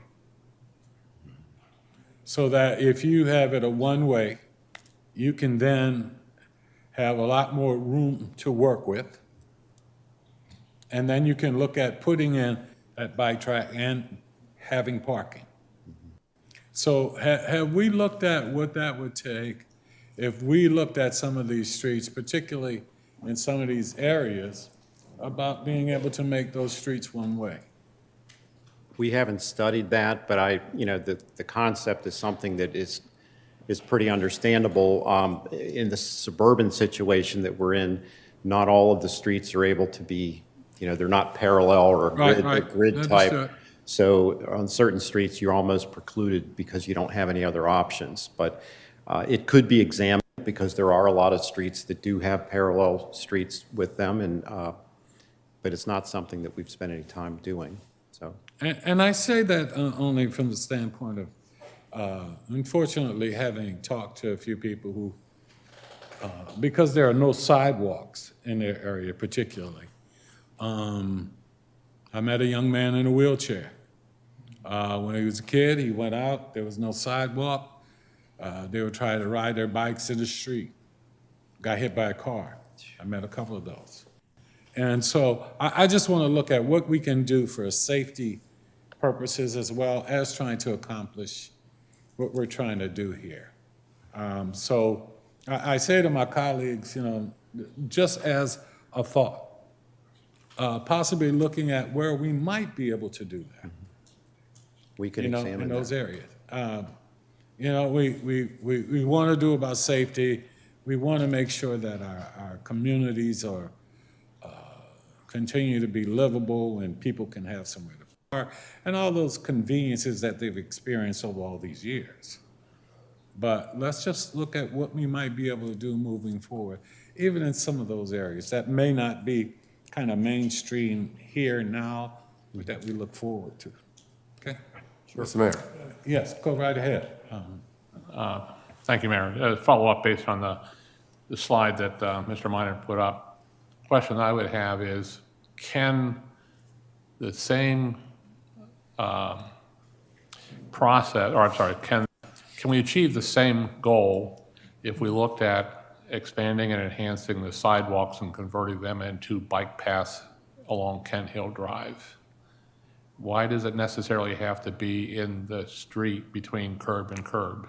Well, that is one of the options. Option 5 was to do it off the road, Right. like it is done in the example down by Tasker, where you take the sidewalk, basically expand it to 8 feet, 10 feet wide, and then overlay it with asphalt so that you could create an off-road system of two-way traffic. And that is number 5 on that list, and it's a complete. I didn't read that in 5. It's a complete streets approach that is probably the best one because it separates the people, it gets them off the road Right. in an exclusive multimodal corridor. There is also better buffering. And in the example that I showed, you actually have you have sufficient width to create a parking lane on the roadway that's of regulation size. Right. And then you're just shifting the lanes over to the one side of the roadway. So I think that, given the fact we're trying to shoehorn a current design into a 50-year existing piece of real estate, I think maybe that would be an approach to look at, is upgrading and enhancing the existing sidewalks into a hiker-biker surface in order to, and then have signage that directs bikers off of the main roadway and onto the trail on the side. And That'd be a better I was approach. looking at both Kent Hill and Stony Brook in that light, and, you know, you have street lights on one side of the road, but on the other side, by and large, you don't. And so there might be a lot more potential on the side where there aren't street lights. You still have to relocate maybe some telephone utilities or something like that, but it is, if you look at it, wherever that condition exists is probably a lot more logical to do that type of sidewalk expansion. I think that's where we go. Thank you. Yeah, and along those lines, going back to the one-way, because then if you do the bike path here and you just have parking on this side, you're almost creating a one-way to do that, because otherwise people will be coming up, turning around, because you wouldn't want cars parking head-to-head. I mean, I don't think that would be the best option. So keep that in mind. Okay, we didn't have anything else for you, just trying to get your feedback. I think Yeah. you've given us a good consensus of where you stand right now, and, you know, this affects whether or not we go forward with the construction project that's funding that's there. Yeah, I think we've got it real good, and I appreciate the presentation and all. We may want to discuss it a little more, but I think on what decision we want to make and that kind of thing at some point, and put that on the agenda for a little further. But go ahead, Mr. Mayor. Mayor Pro Tem. Yeah, I would summarize it in this manner, maybe and recommend a path forward. I think that we need to get some public input on this and some public engagement. I think that's you know, paramount. I would also say that we need to look at some of the alternatives and start investigating those, and to include the items that you mentioned, also to include the potential for shifting the byway to, or maybe just making it divergent so that there are two options where we're signing people to two different directions, one on that other path, and start looking at those options and having conversations and discussing what the implications are with the community. Because I do think that there is the potential for some traffic calming benefit that residents along those lines might, along those streets might appreciate. But I would say that the current plan, you know, in my mind is dead on arrival just because of the extensive impact on those residents, which is not to say that it's wasted work. I think it's enough to figure out, going like, wow, I did it, and now I see what it looks like, to your point earlier, where the point is we have a policy that we'd like to do that, and I think we're still consistent with the policy, The trouble is when we come to the execution level, Right. it has a lot of consequences that we're unable to reconcile. So I would say that we need to keep this on the, on the discussion path, look at the alternatives, maybe put some finer points on some of the things that you put together, look at some of the alternative pathways, look at some discussions that we've had this evening, whether it's one-waying or putting stuff off on one side or little parking sections or what have you that would allow us to kind of execute our policy in a manner that's not detrimental to our community, or at least a subset of residents in that community. Mr. Mayor, Yes, I have a city suggestion. manager. I have a suggestion, sir. I recommend that we take the results of the work of the consultants and Mr. Alius, go back to the drawing board and see which, if either of those options would work in our city, in the neighborhoods that we have, and which is the issue here, because we do have the neighborhoods where off-street parking is very important to these people, and I understand that. So I recommend we go back to the drawing board, sit down and talk about it, and develop another course of action and communicate that and write to the council in within the next 3 weeks, what we recommend, and then take it from there. Okay. Thank you, city manager, because I think the one thing we all agree on is that what we're trying to do here is enhance and improve the quality of life for our citizens here in the city. So thank you so much, Mr. Minor. Thank you for the input. It was very valuable to us. Have a good All evening. right, thank you. All right, we will now move to, bear with me as I flip my pages here. The council discussion on constituent services. I will turn it over to Councilmember Enda Mamadu, or is that good? Okay.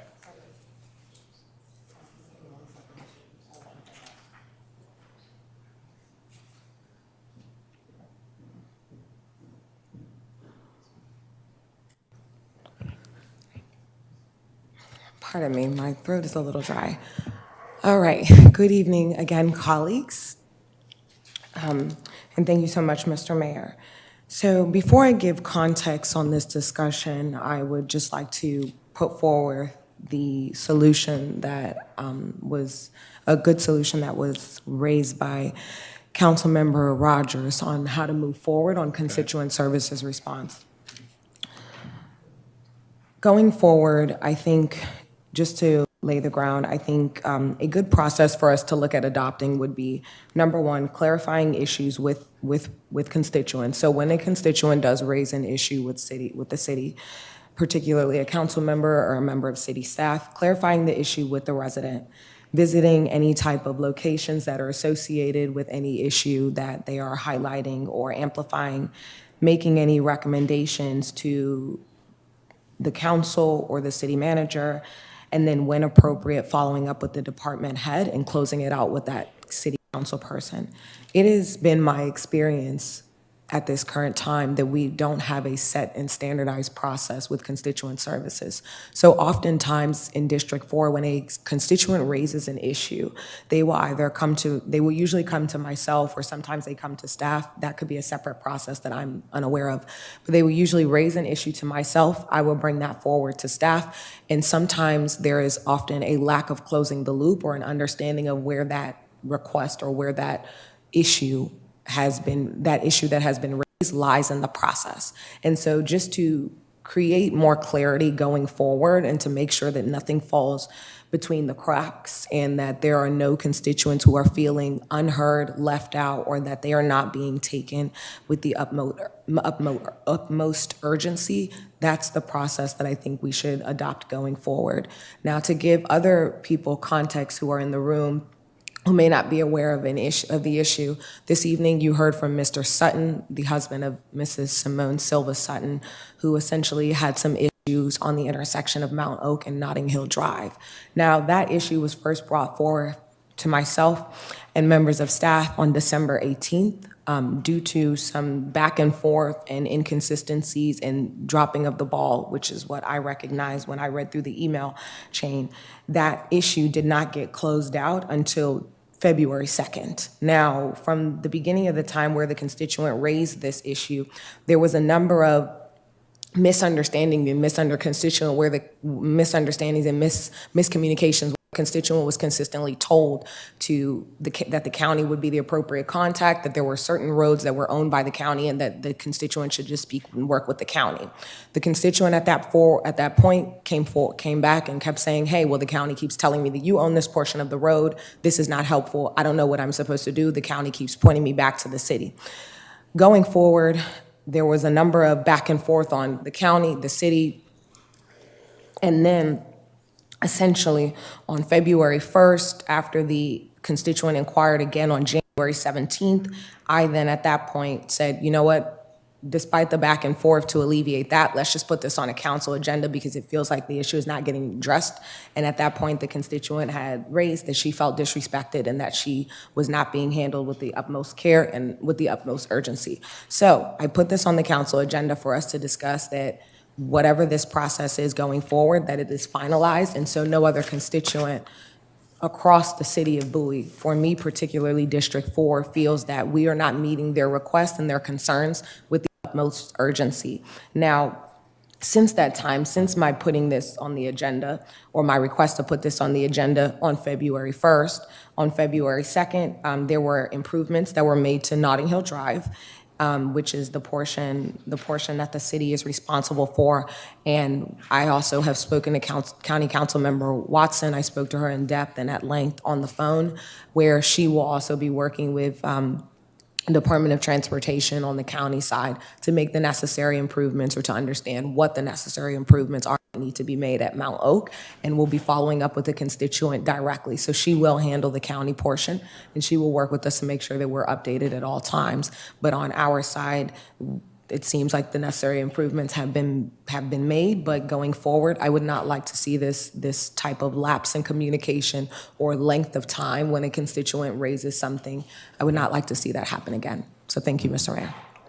So I would like to pose that one of the things we do is simply create and ask that we put into the budget moving next year for the new budget, city manager, if we might put in a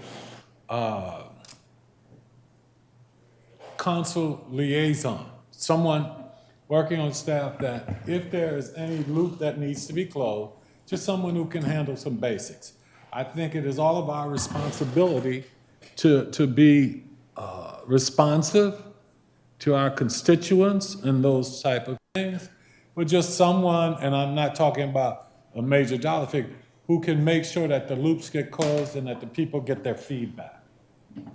And I'm talking about someone who can work, that any council member can pass on, this is what they're doing, this is what the recommendation is, or whatever, and have somebody just follow through with that.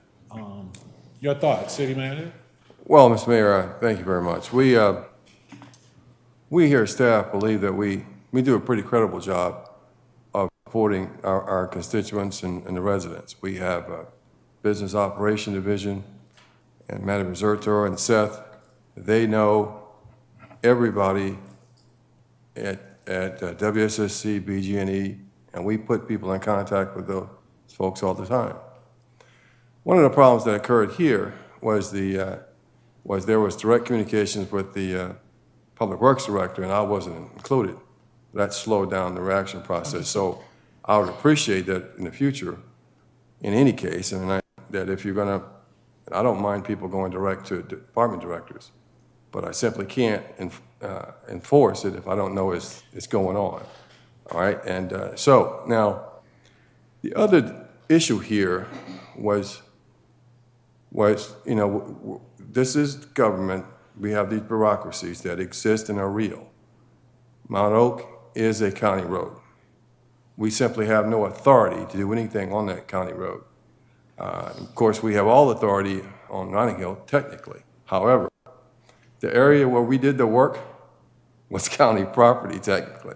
So we were in violation of the right-of-way rules.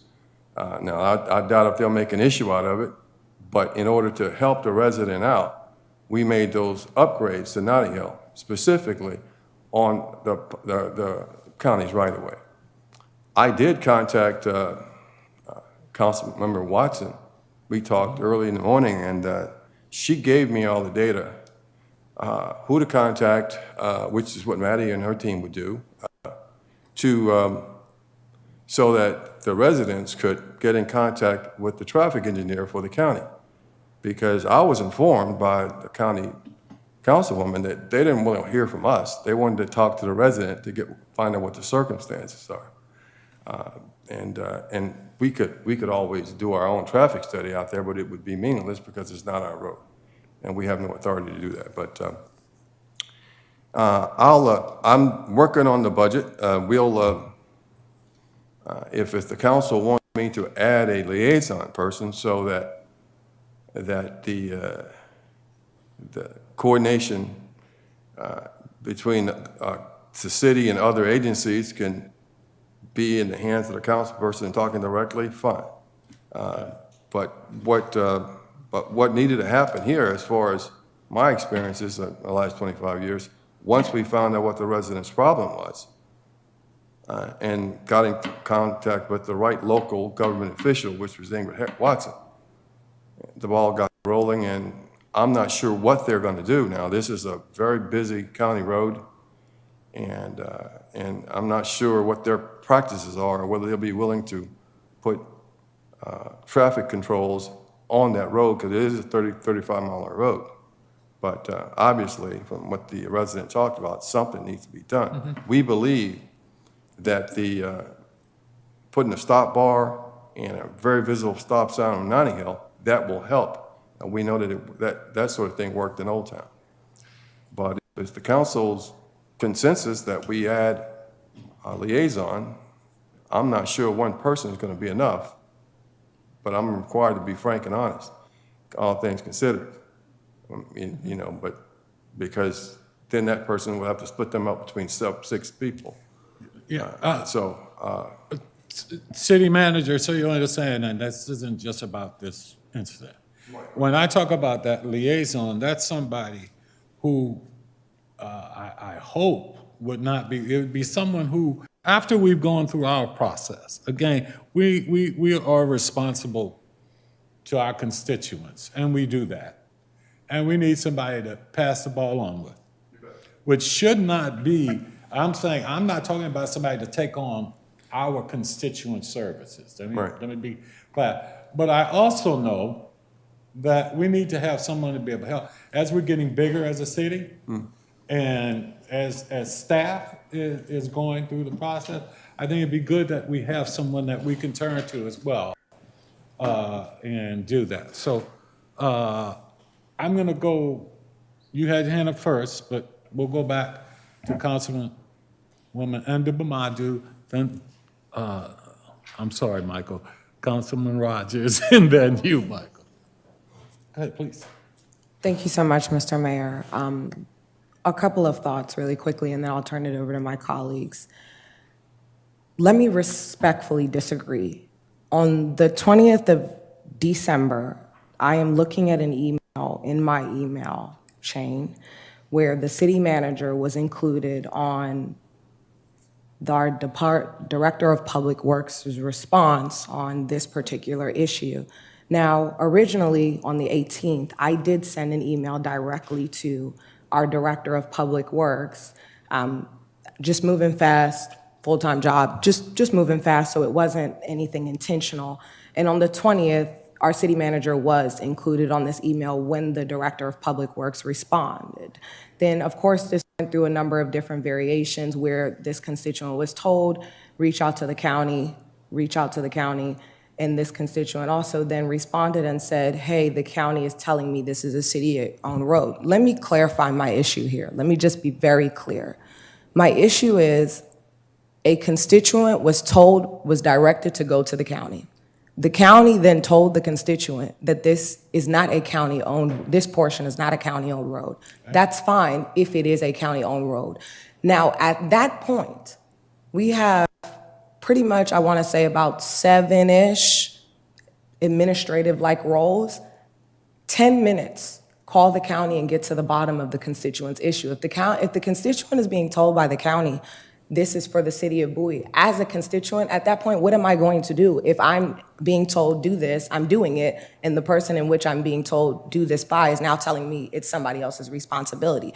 So my issue here is for us to do our due diligence on our part. If a constituent is highlighting that they're having a challenge, help them remove that roadblock. It only takes 10 minutes to make the phone call and just say, let's please, if I could please ask for respect, because I didn't interrupt anybody when they were talking, so if I could just be given the same level of respect. Let's just get to the bottom of it, make the phone call, and just see, like, what is the discrepancy here? What's the back and forth, so that the constituent can know on her side what exactly does she need to do if she's hearing different sides of the story. Another gap, just because I want to make sure this is very clear and my issue is not misconstrued. On the 17th of January, the constituent then came back on the email thread and said, hello, there's been no follow-up. I'm still having the same issue. The county is still telling me the same thing. Can you let me know next steps? And at that point, the response was the same.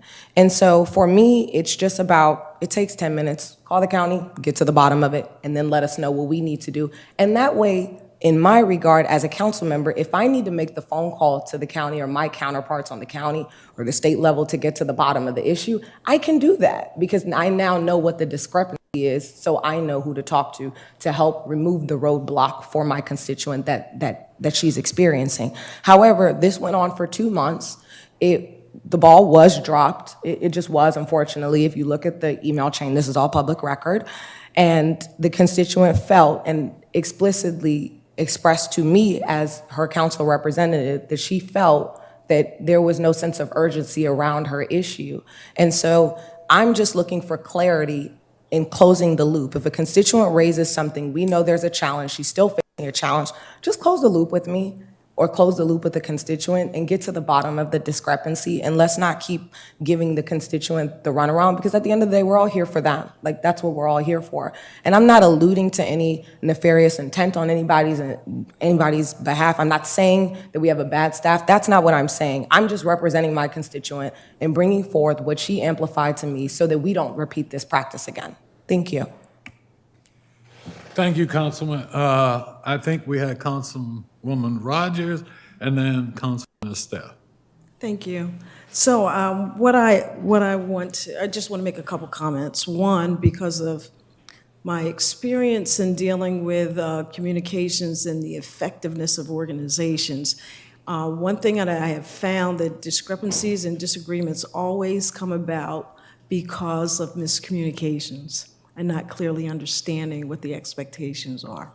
So what I talked to Councilman N, because I don't want to hatchet your name, was about, let's come up with a resolution rather than talk about a problem. Let's figure out how we can make this work better and work more efficiently and more effective, because bottom line is when a constituent is concerned about the timeliness of our response, it reflects on everybody, not just a district. So when the mayor talked about the liaison, that was one of the best practices when I went out and tried to research what was going on, how this was handled.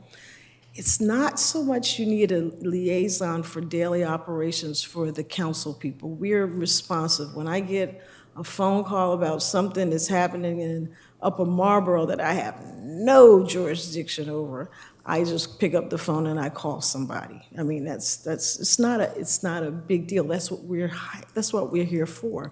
But it's those complex issues where you cross lines between county, state, city, that somebody has to just keep a finger on. You have to have a single point of truth that anybody that is a part of that complex situation can actually go to that person and they can tell you what's happening. And that's all it is. It's plain, it's simple, it's not a lot of money. It's more around processes and ensuring that somebody is responsible for complex issues that may impact our residents. So those are my comments. Thank you. Well, Councilwoman, that's exactly where I'm going with that. That this is just a matter of having a person that we can have as a point of reference, that we know that all of us, if there's that issue, like I said, we all have to deal with our constituents and solve those problems. And when it's something that needs to be done, especially where there are cross lines, that we have someone we can go to who can make sure that they see it through and give us feedback and give the constituent feedback. Councilman? I just very want to quickly acknowledge Councilmember Ndibumadi's take with this. I've definitely seen balls dropped, especially when it comes to transportation, specifically in situations just like this. I've had similar challenges with Racetrack Road and Old Chapel, where jurisdiction's unclear and there's miscommunications and issues drag on a long time without clear responsiveness. In my case, for the most part, I found that just getting Councilmember Watson on the horn quickly whenever there's a question of jurisdiction about county versus city has tended to help, since she tends to get that higher responsiveness, especially from county public works. But I also definitely want to echo completely valid frustration that I know you're feeling, and agree that we may just want to figure out internally, a process for how we communicate with that. Your concern also raised the fact that we have a lot of different personnel at the city, and as well as the city lobbyists that are all communicating with a lot of different agencies at the county and state level. And oftentimes jurisdictions are not actually spelled out. It is a little bit haphazard who is communicating with who and whose job it is. So I'm totally on board with us taking a look and seeing what do we need to do as a matter of practice to make sure these balls don't get dropped in the future. Thank you, Councilman. Councilman Rady? Thank you, Mayor.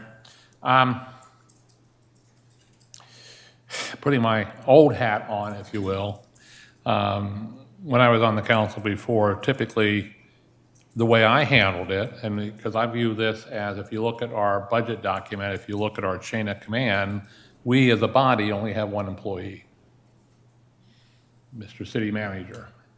And in the past, typically if constituents came to me with a problem, most of the time, I would just pick the phone up and call Mr. Deutsch and tell him what the problem is, and he would direct the issue to the appropriate staff person for resolution, keeping me in the loop. There were times when I would go directly to, say, Chief Perez or Chief Nesky, or if I'd go to Mr. Minor, depending upon what the issue was, I, on a few occasions, went directly to the department head, and in my discussions, it was clear that I wasn't directing them to do anything, but rather informing them and ask them to keep Mr. Deutsch informed of our discussions and to get the authority to move forward on the issue. So I think, as Councilwoman Rogers said, it really is, the problems seem to develop when the communications fails.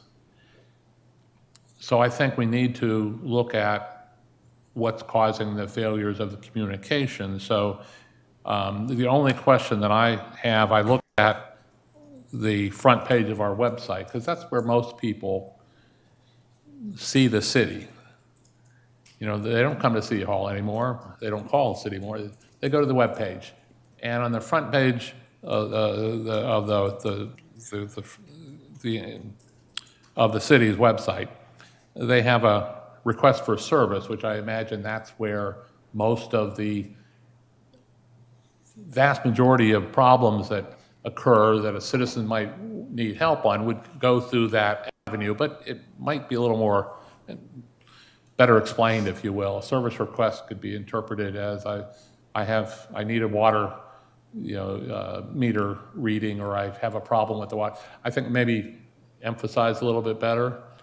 And I'm assuming that one person tracks that and farms those out to the appropriate staff level person to deal with what the service request is. My question would be, is that information, that when the individual gets it, is that corresponded to the appropriate council member to make sure they are aware of issues that constituents are raising, where appropriate. Not every time, not everything has to be. So for our online customer service that people fill out that request form, there's a number of different categories that people will fill out. And depending on which category is selected, that will actually get routed directly to the responsible employee, the responsible department. It's selected. So for if you select the street light is out, that is going to go directly to the person that handles that issue. There's not any correspondence that comes back to a council member to alert that there has been a report of a light out. It just gets addressed and handled. So that is, you're correct, that's the primary way that we get those customer service requests in and addressed. And Similar that's with that's the appropriate level I was talking about. But to me, if someone were to say, speeding on my street, can you do a traffic study? I think that jumps up to a higher level where the council representative should be informed of that request. That's what I'm saying. Where appropriate, it should be relayed to the council member. Oh, you're absolutely right, sir. And we'll do that. We handle 20, 30, up to 40 residents' issues per week. Right. Without incident. The only thing that occurred here was that on the 8th of December, when Mr. Aldridge responded and copied me because he's required to, especially after he gets a tasking directly from one of you guys. His position was, if you look at that email, was that this is the county right-of-way, and therefore we don't have the authority. And that was what the resident did not accept. And apparently somebody at county told her different, which caused confusion. Right. But we went on to determine, Mr. Aldridge is a licensed engineer, and went through his system, that we could do that. And and I immediately got a hold of Ms. Watson, and she was all over it. And so what ought to happen is, the standard procedure is one of you all gets a constituent request, code enforcement, police issues, whatever. Now, some city managers don't want council members talking directly to department directors because it confuses the issues. Well, I hire really strong, competent department directors. So my only issue is that when they respond back to you, that you let me know. And if there's an issue, in many cases, their response is something I told them, a coordinated response. And so that keeps you in the loop. We would rather go directly to you and not be talking to your residents on the emails, just to be frank, so that you can determine what and how much how you transfer the information over. Right. And so if there is a consensus for this liaison, then I will consider adding that person to the budget, or I can have the entire packet ready when we get to this in the budget process in April. But it's up to you all. Right. Well, I see you as the council liaison. Right. That's the approach I've done for 22 years. So, but that's how the charter set up. Yes. I think tonight's discussion, the seed for this topic, was what happened at Notting Hill and Mount Oak, and I see there's a lot of blame for miscommunications all around, a lot of people. But I think the bigger issue that we really should have a discussion about is what is the appropriate methodology and process that is handled, that staff and council handles when a citizen complains. And I think that's what we should be looking at. Thank you, Mayor. Okay. Well, I'm prepared to, Mr. Mayor, I'm prepared to look at maybe getting a consultant to come in, and it's been a few weeks talking to each of you and coming up with an idea, coming up with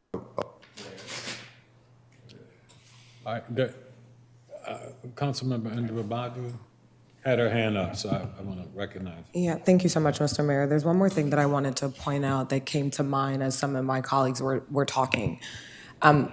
When I opened this discussion, I opened it with a potential proposal for a process, so I don't want to lose sight of that. That's number one. Number two is the gap that I see that's evolving in this conversation is that oftentimes when we are at our jobs during day. We may not have access to our email to be able to respond and move as quickly. So what I'm also trying to solve for here, because I know some members of this body are retired, so they have that accessibility, and that's really great. I love that. However, for some of us who may not have that same situation or setup, I don't want our constituents to possibly feel like, the loop isn't being closed because I may not be able to have my council person phone or email on me in my corporate setting or whatever have you because of the conflict of interest there. So that's one of the things that I want us to keep top of mind as well, so that the constituent isn't suffering for that.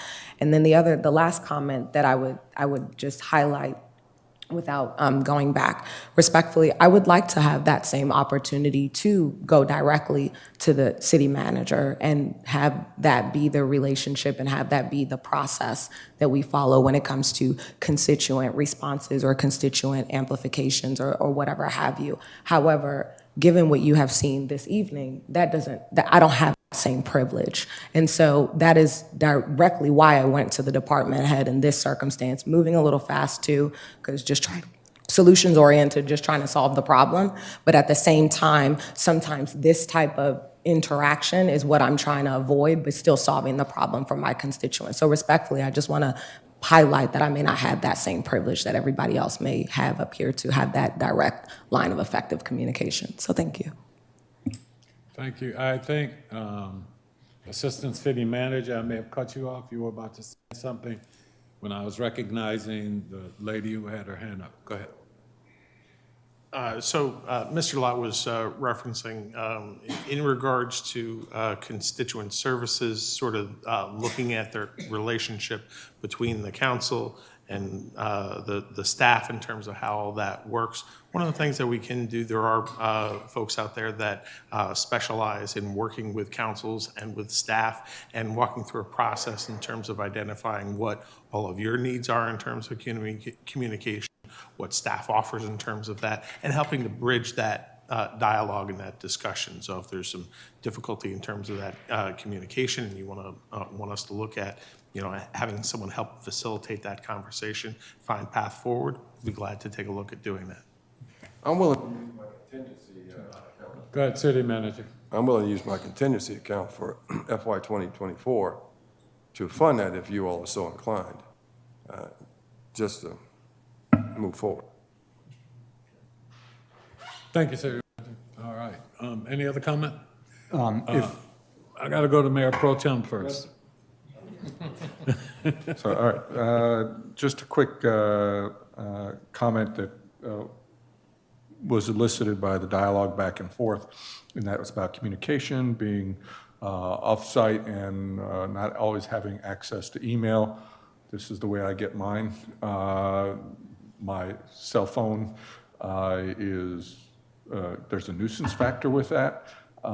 Is there an ability, if we could look at getting a email app that we can use on phones? I know there are IT security concerns, but somehow I managed to do it with a federal account.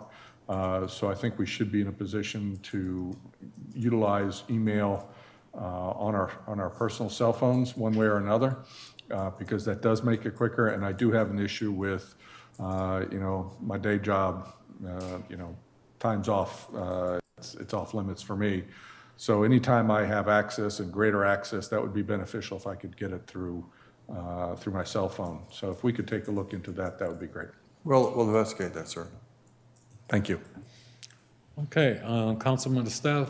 I was just going to say, I know council members Ndibu Madu and Rogers were communicating very recently about wanting to take the opportunity to sit down with a professional to do strategic planning for the long term. I'm wondering if folks would be open to rolling this into a part of a strategic planning discussion if we do have the contingency funds available for a discussion.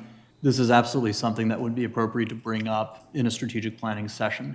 And I know at the new council, that's something that we have wanted to do, if folks are open to it. Councilman Esteve, and I know we spoke briefly along the same lines.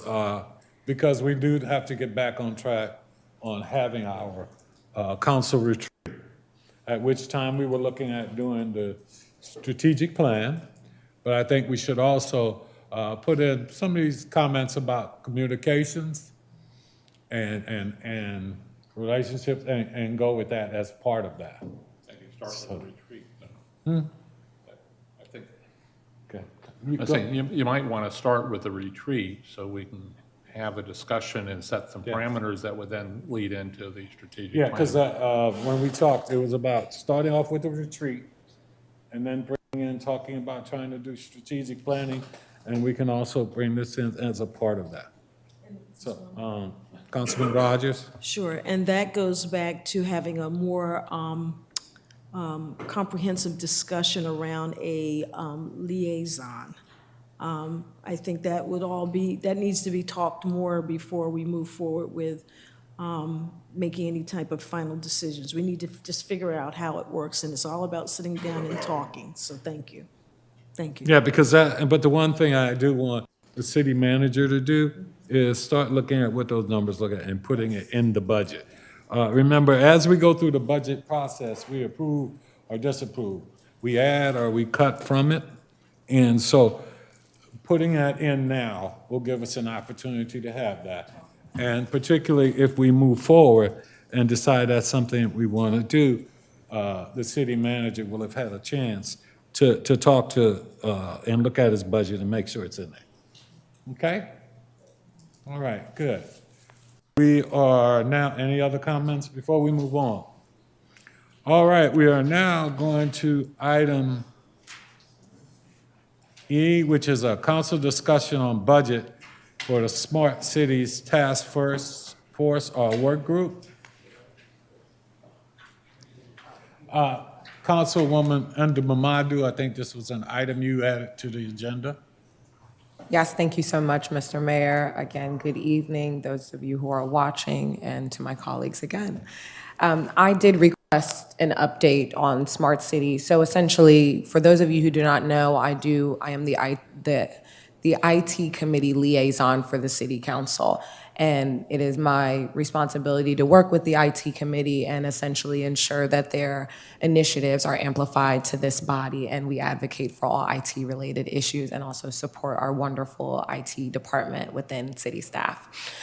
I requested an update on where we were on Smart Cities Working Group, mainly because there was a lot of conversation about just things that are going on across the world on smart cities, a lot of initiatives, a lot of federal funding. And so through my follow-up on my checklist of, hey, what's going on or where do things stand, I wanted to get an update on where we were on the Smart Cities Working Group, or task force, essentially, that we had established a couple of years back. Before I do that, I do think, because we do have some newer members that are a part of council, it would be helpful to hear from the IT committee on what Smart Cities is, what the working group was, and essentially what they were looking to get out of it before we kind of go down the checklist of where do things stand today. So I think that would be helpful context to frame the discussion before we go forward. So if I may, Mr. Mayor, I'd love to invite the IT committee to come up, specifically our chair and our vice chair, if they want to do it together or not together,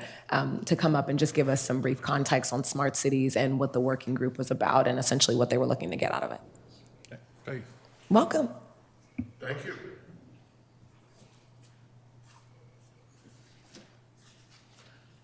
Good evening. Good evening. I'm John Hodges, and I'm the chair of the Information Technology Committee, and I couldn't be happier to work on this committee with this council.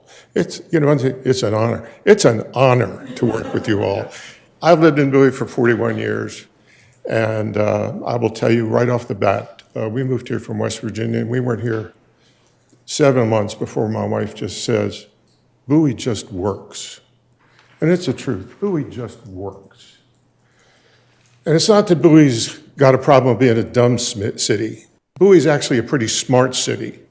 But the working group for the city council's committee for IT, things can always be better. We can always find ways to improve. And I didn't make many notes about this, but given the previous conversation, one of the guidelines for any IT project that I worked on when I was employed, before I became a parasite on the Social Security system.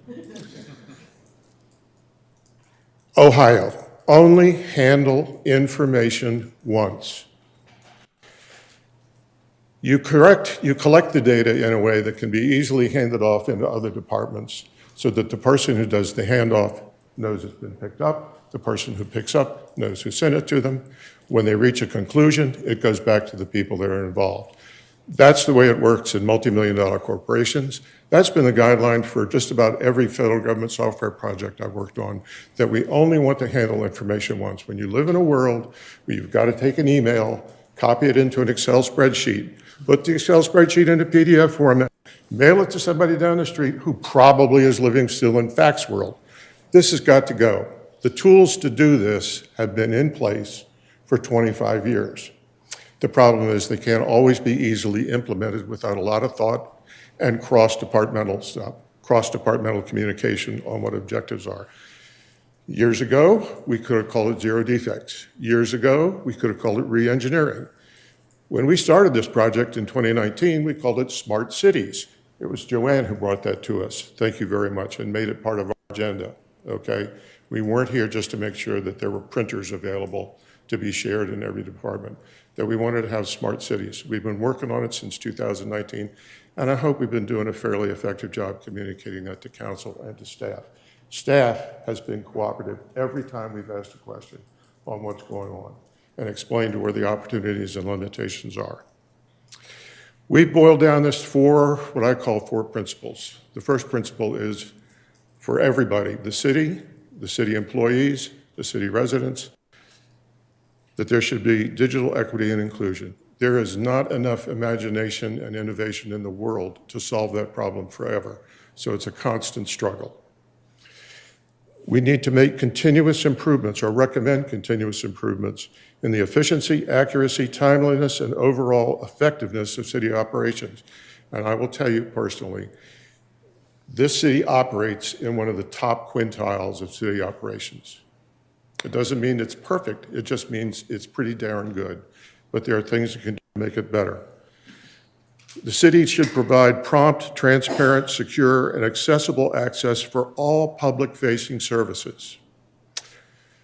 I started this project in 2019, and the first thing I heard of tonight also started in 2019, and that was the Streets program. That's been an objective of the city for 5 years, and I can tell you I've never seen it on the front page of the web page. And now that the Bowie blade of happy memory is no longer with us, the website is the only place we get to report our priorities and our successes. If it's not there, people don't know. And that would have to make your job a little bit easier if you were able to point out to the successes as well as the priorities. This is fairly new to everybody, but I think it's something that we ought to adopt, and that is that we should be facilitating safe, secure broadband access for everyone. The city we have called this the digital divide, we've called it digital equity, we've called it digital other issues. But one of the things that the city council that you adopted was something called Dig Once, which was the first time somebody digs a trench to provide fiber optics for new communications, leave spare space for the next carrier to come along and find a way to share costs. Bowie's adopted that. But as we know in other discussions, this city is divided into about 24 separate sections through the state and county rights of way, and they don't have it. So this is an opportunity for us to work with Prince George's County and the state of Maryland in as much as we have an opportunity to move the Titanic. We've started some of those discussions thanks to former city council member Watson, who is now county council member Watson, and she's been very interested in moving this along. We're looking for an opportunity to come talk to you as part of a regular committee report about what our work progress we'd like to be for the next 12 months. And we'd prefer to do that just as soon as possible. Some of it has communication issues related to working with the county and the state. Very little of it has anything to do with the budget, okay, at this point. The opportunities for improvement, you've heard 2 cases tonight where there were opportunities for improvement in the public-facing side. things that are going on that are good, that the city wants are good, that people don't know about, whether they're new councilmen or people who've lived in the city for 41 years. Let me give you an example of one ease of access problem that I had just this last week. As I said, I've worked in computers and communications since 1968. The web is not a stranger to me, okay? I needed to look up a city resolution that defined the roles and responsibilities of a committee chairman. So I went to look it up, and I wrote the resolution in the line, resolution number.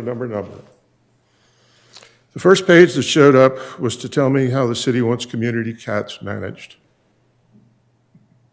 Nothing about a resolution on that page. It was about community cats. So I went to look at the second page. It's an issue you haven't handled tonight, but it's the city's policy on chickens and poultry. And when I got to the third page, there was nothing related to either chickens or poultry or the resolution that I was looking for. I was looking for the city budget that had the former city task, the Smart Cities Task Force in it, and I quite easily found the 2022 approved budget, the 2023 approved budget. Joanne couldn't find any of them, and she's no stranger to the web. I could not find 2024 until tonight, when with the assistance of the assistant city manager and the director of IT, they showed me where it was. I think there are better ways to find things on the city website than waiting until the city council meeting and asking Dan Mears, where is this stuff? He knows it, God bless him. But for those of us that are just out there in the woods, we're used to Google type searches, which, by the way, when I did find these things and search inside the documents, I couldn't find anything for Smart City. I finally looked under Smart and found it, but it was Smart Cities. So if you don't have the right words to find these things, you can't find these things. We're asking you to take a look at that and start look as we go into our new website and our new web page. Look at incorporating some of these Google-like fuzzy wording solutions that you get when you go to Google or Bing or, Lord help me, Temu Shop from China. The last part, public infrastructure. The city adopted resolutions for dig once, for antenna placement. We have two major developments finishing up. South Lake and I always get that wrong, Melwood. What? Melford, thank you. The one without radio ads all day, Melford. As near as I've been able to find, none of these requirements have been built into those new sites. And here's what it means for the people in multi-tenant dwellings. It's the same problem almost everyone else in multi-tenant dwellings has in Bowie, and that is the first internet carrier that gets into your apartment is the one you're stuck with. They have less access to internet choices than I do, and I live in a frame house in Old Bowie. I've got Comcast behind me, I've got Verizon in front, I've got a water tower full of antennas up here that give me access to all the wireless companies in the world, and I've got a roof that I can pick up SpaceX and everything else. You can't have those options in a multi-tenant dwelling. And when we've talked to people at the Advisory Planning Council about this, who are for breaking this, one of the first comments that came up was from a resident who lives in a multi-tenant building that says, I'm stuck with. And so when you see an ad that says, get $50 off plus Hulu, plus $10 gift certificate from Amazon if you switch to Joe's fiber optic company, that may be available to me. That's not available to anybody in an apartment building that I'm aware of, because you're either already the customer and ineligible, or you can't get a new carrier. So when we talk about a smart city, we're talking about these issues of digital equity. We're talking about only handling information once. We're talking about taking advantage of the tools we already have. And I suggest you look at My Bowie MD, which is an app that is supported by the service request button that's already on the website. I've used that, and I have always gotten a response within 24 to 48 hours for city-focused issues, whether it's trees and things like that, and they're checked and they're checked and tied, and their accounts kept someplace. Prince George's County 311 uses almost exactly the same system. I say this as a half-qualified engineer. It is technically possible to do a handoff from Bowie MD to Prince George's County 311. It's just a matter of the people agreeing that they can do it, because I think both of them are made by the same company. So we're going to make pie-in-the-sky recommendations like this as we go forward, and we think that the city should continue to look at it. In 2022 and 2023, it's my understanding the Smart Cities Task Force was established as other duties is assigned. And it's also my understanding that they never had any effective meetings. So I'm asking that it be put back in and that we would be happy to cooperate. I've got decades of experience. Joanne runs her own consulting company. Another member of the communications team was the CIO for the Department of Defense, a Department of Defense agency. Another member is the IT systems, is an IT systems manager for Homeland Security. Another member is network manager for the House of Representatives. We're all volunteers. We cost you nothing. And you couldn't afford to hire the 4 or 5 of us as consultants.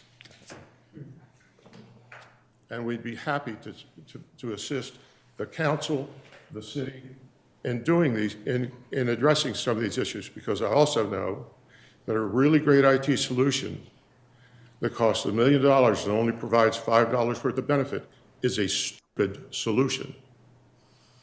But I think there's enough economical solutions here that if you just think about the time lost, making 3, 4, 5 different phone calls, if there was a button you could push that would pass that on and give responses, maybe it would help the city in reducing expenses as well as improving effectiveness. What can I do for you? Okay. Roxy? Thank you. Thank you. Thank you.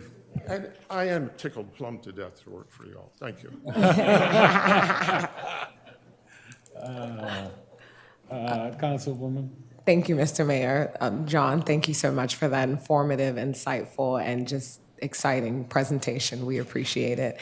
I think, Mr. Mayor, at this time, what I would offer as a next step is to hear from staff on just kind of updates on what happened with the working group. Where are we with the working group, to see if there's any support needed from us to make sure that we, if the intent is to move forward with that, kind of what we do from here. So I think I can turn it over at this time, if that's okay with you. All right, Councilwoman. City Manager. Well, before I hand it over to the IT director, this working group concept, was it supposed to involve the city staff in particular to do something other than what's in the budget?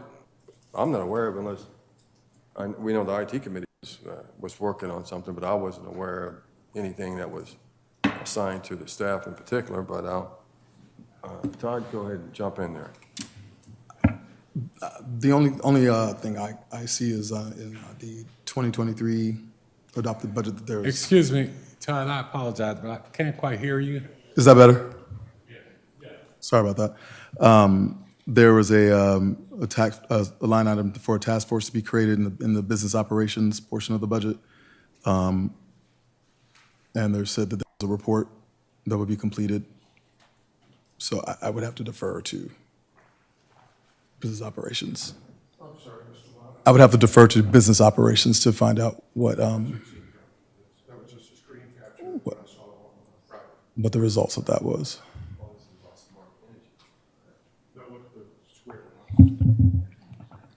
I'm sorry. I apologize.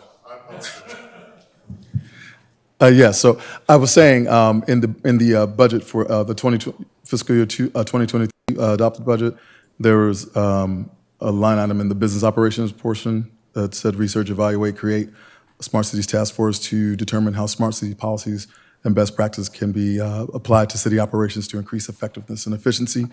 This objective will be completed by June 30th, 2022. The research for Smart Cities Task Force is completed, currently working on the task force selection process. A report should be completed by summer 2022. That is the latest update I have, but that was from the business operations portion of the budget. So not the IT department. That wasn't an assignment for us. So I would have to defer. Well, I'll check with our business operations to see where that went. I don't, not sure that one.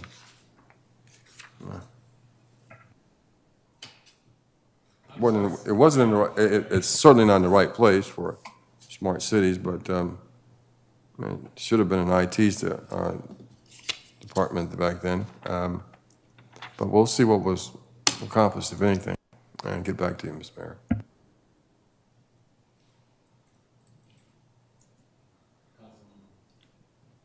Mr. Mayor, thank you so much for recognizing me. I just want to, I think that's helpful context if we could just get an update, this body, an email, or bring it forth on the next council hearing to understand the follow-up on kind of just what happened and just where we go from here.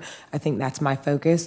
The one thing that I do want to amplify for this body is just really the importance of us aggressively moving forward on smart cities and for us to figure out which way we adopt that or what we need to do. Let me just, for transparency, highlight. Across the U.S. federal government, there are many agencies that provide funding for smart cities projects and initiatives. Let me run them down really quickly.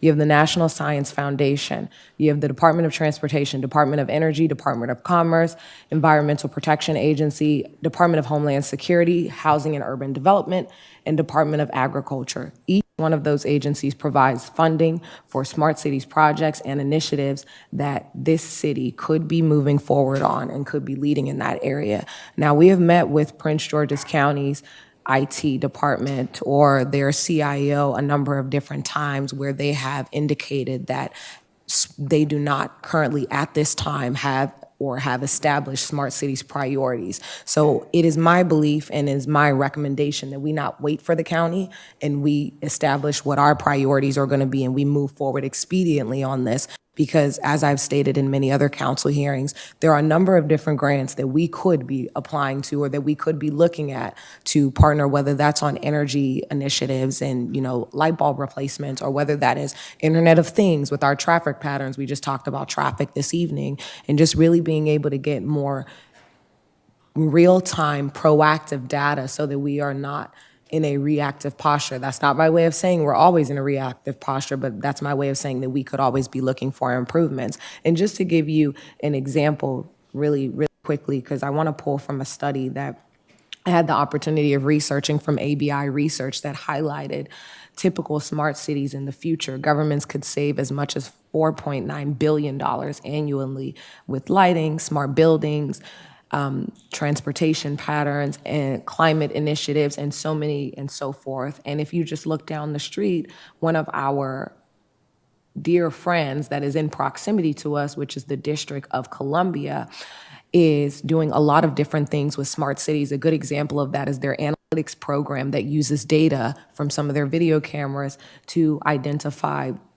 pedestrians, bike, and just movements that are occurring through the city. And then another example is them analyzing how to better direct traffic and identify where more measures are needed, such as bike lanes. We've been talking about making Bowie a more walkable or integrated community in that way, and we have a number of initiatives that we have going forward. There are other countless examples from Massachusetts, Pennsylvania, North Carolina, and so forth, and so many case studies out there. And so my objective with bringing this forth, just to make it clear for this body and those who are watching, is to make sure that we don't miss the moment on the funding that is out there and available to aid us in the initiatives that we are trying to accomplish for our communities. And I think it will go very well and adjacent to our strategic initiatives conversation that we talked about having this evening. And so if we can on the next council hearing get an update on where that lies, what we need to do to move forward on smart cities, I think that would be very timely and astute of us. Thank you so much, Mr. Mayor. Mr. Mayor, I'd like to say that, well, thank you for bringing me this from FY 2022's adopted budget. And looking at the, I'm looking at the FY 2024 adopted budget. There's no mention of smart cities in there. And so somehow between the last 3 years, this seemed to have fallen off of our list. Okay. I recommend that we give the IT director an opportunity to work with the IT committee and possibly develop an objective that will be placed in the IT department for the FY 2025 budget, rather than rushing to get ready for the next hearing when we don't have any foundation or anything, and I haven't thought about it, and we believe that we are smart to a certain degree already, and we can always improve. But my recommendation is that we plug this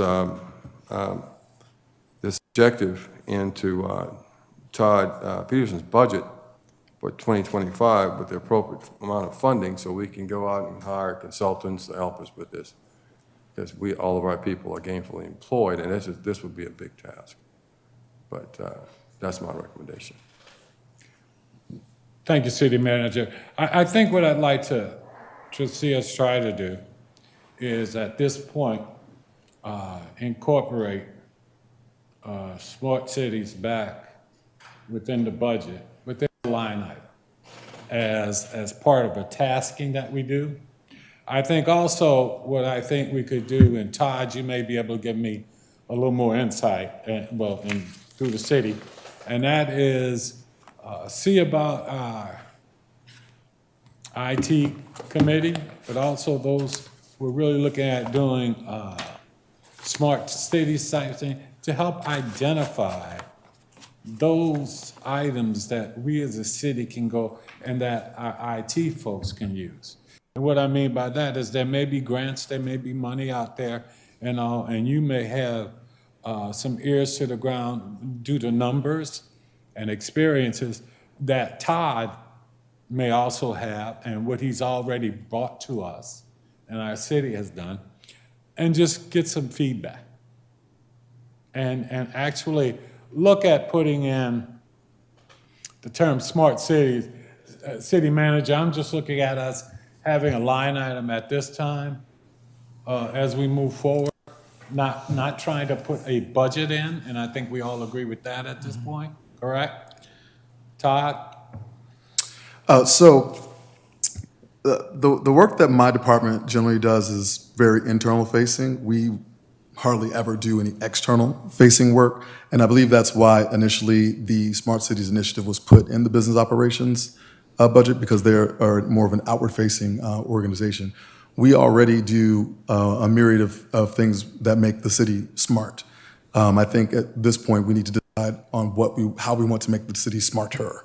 I don't think we're at a point where we're not a smart city. I believe Bowie is a smart city. We have Public Works, for instance, has put in a new water reading system. They've moved it to SAS. So now they will be able to read meters from their cars as opposed to using handheld devices, which is less efficient. Our automatic vehicle locating system was upgraded this fiscal year so that we could use the application on smart devices. So we're already doing those types of things from my perspective. I do think that we should utilize the IT committee. I'm not sure how effective my department is going to be, as we are mostly an internally focused I didn't organization. understand your last comment. I said that I think we should definitely utilize the IT committee, as they are residents and have their ear to the ground on what would be needed externally for smart cities. My department has been more focused on internal operations in terms of smart cities. Does that make sense? Yeah, and I do want to make sure that I clarify my statement and that you understand. By no means am I questioning Oh, I didn't take it that way at all. the expertise of our IT department. No, I didn't take it that way at all. Don't, Mr. please, Mayor. don't anyone think that I am not extremely proud of what we do as a city in trying to not only internally, but also as much as we can externally within our communities coming in. So by no means do I want anybody to think that.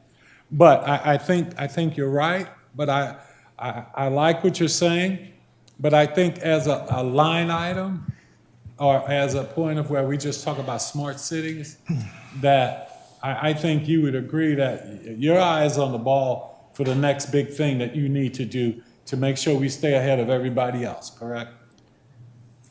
In general, yes. Yeah, I get you, sir. I would like to say something, if I may. Yeah. Good evening, Mr. Mayor and City Council members. I also agree with the fact that the IT committee is outstanding. I have the privilege of working with them or participating in their meetings, and they had a lot of ideas that they outlined in terms of how we can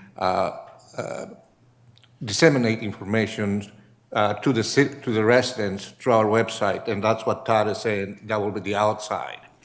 As an example, when we met, we were talking about having reports, and because we don't have that in figures in different categories in terms of the pavement work that we're doing, progress in the street lights that we're doing, and have all that information transparent to the city. So right now, since we're going through this web revamping, I had all the ideas that I took notes from the IT committee. When this budget period is over, then I'm going to put my other hat and just coordinate with the website developers and take their ideas and make those ideas into fruition.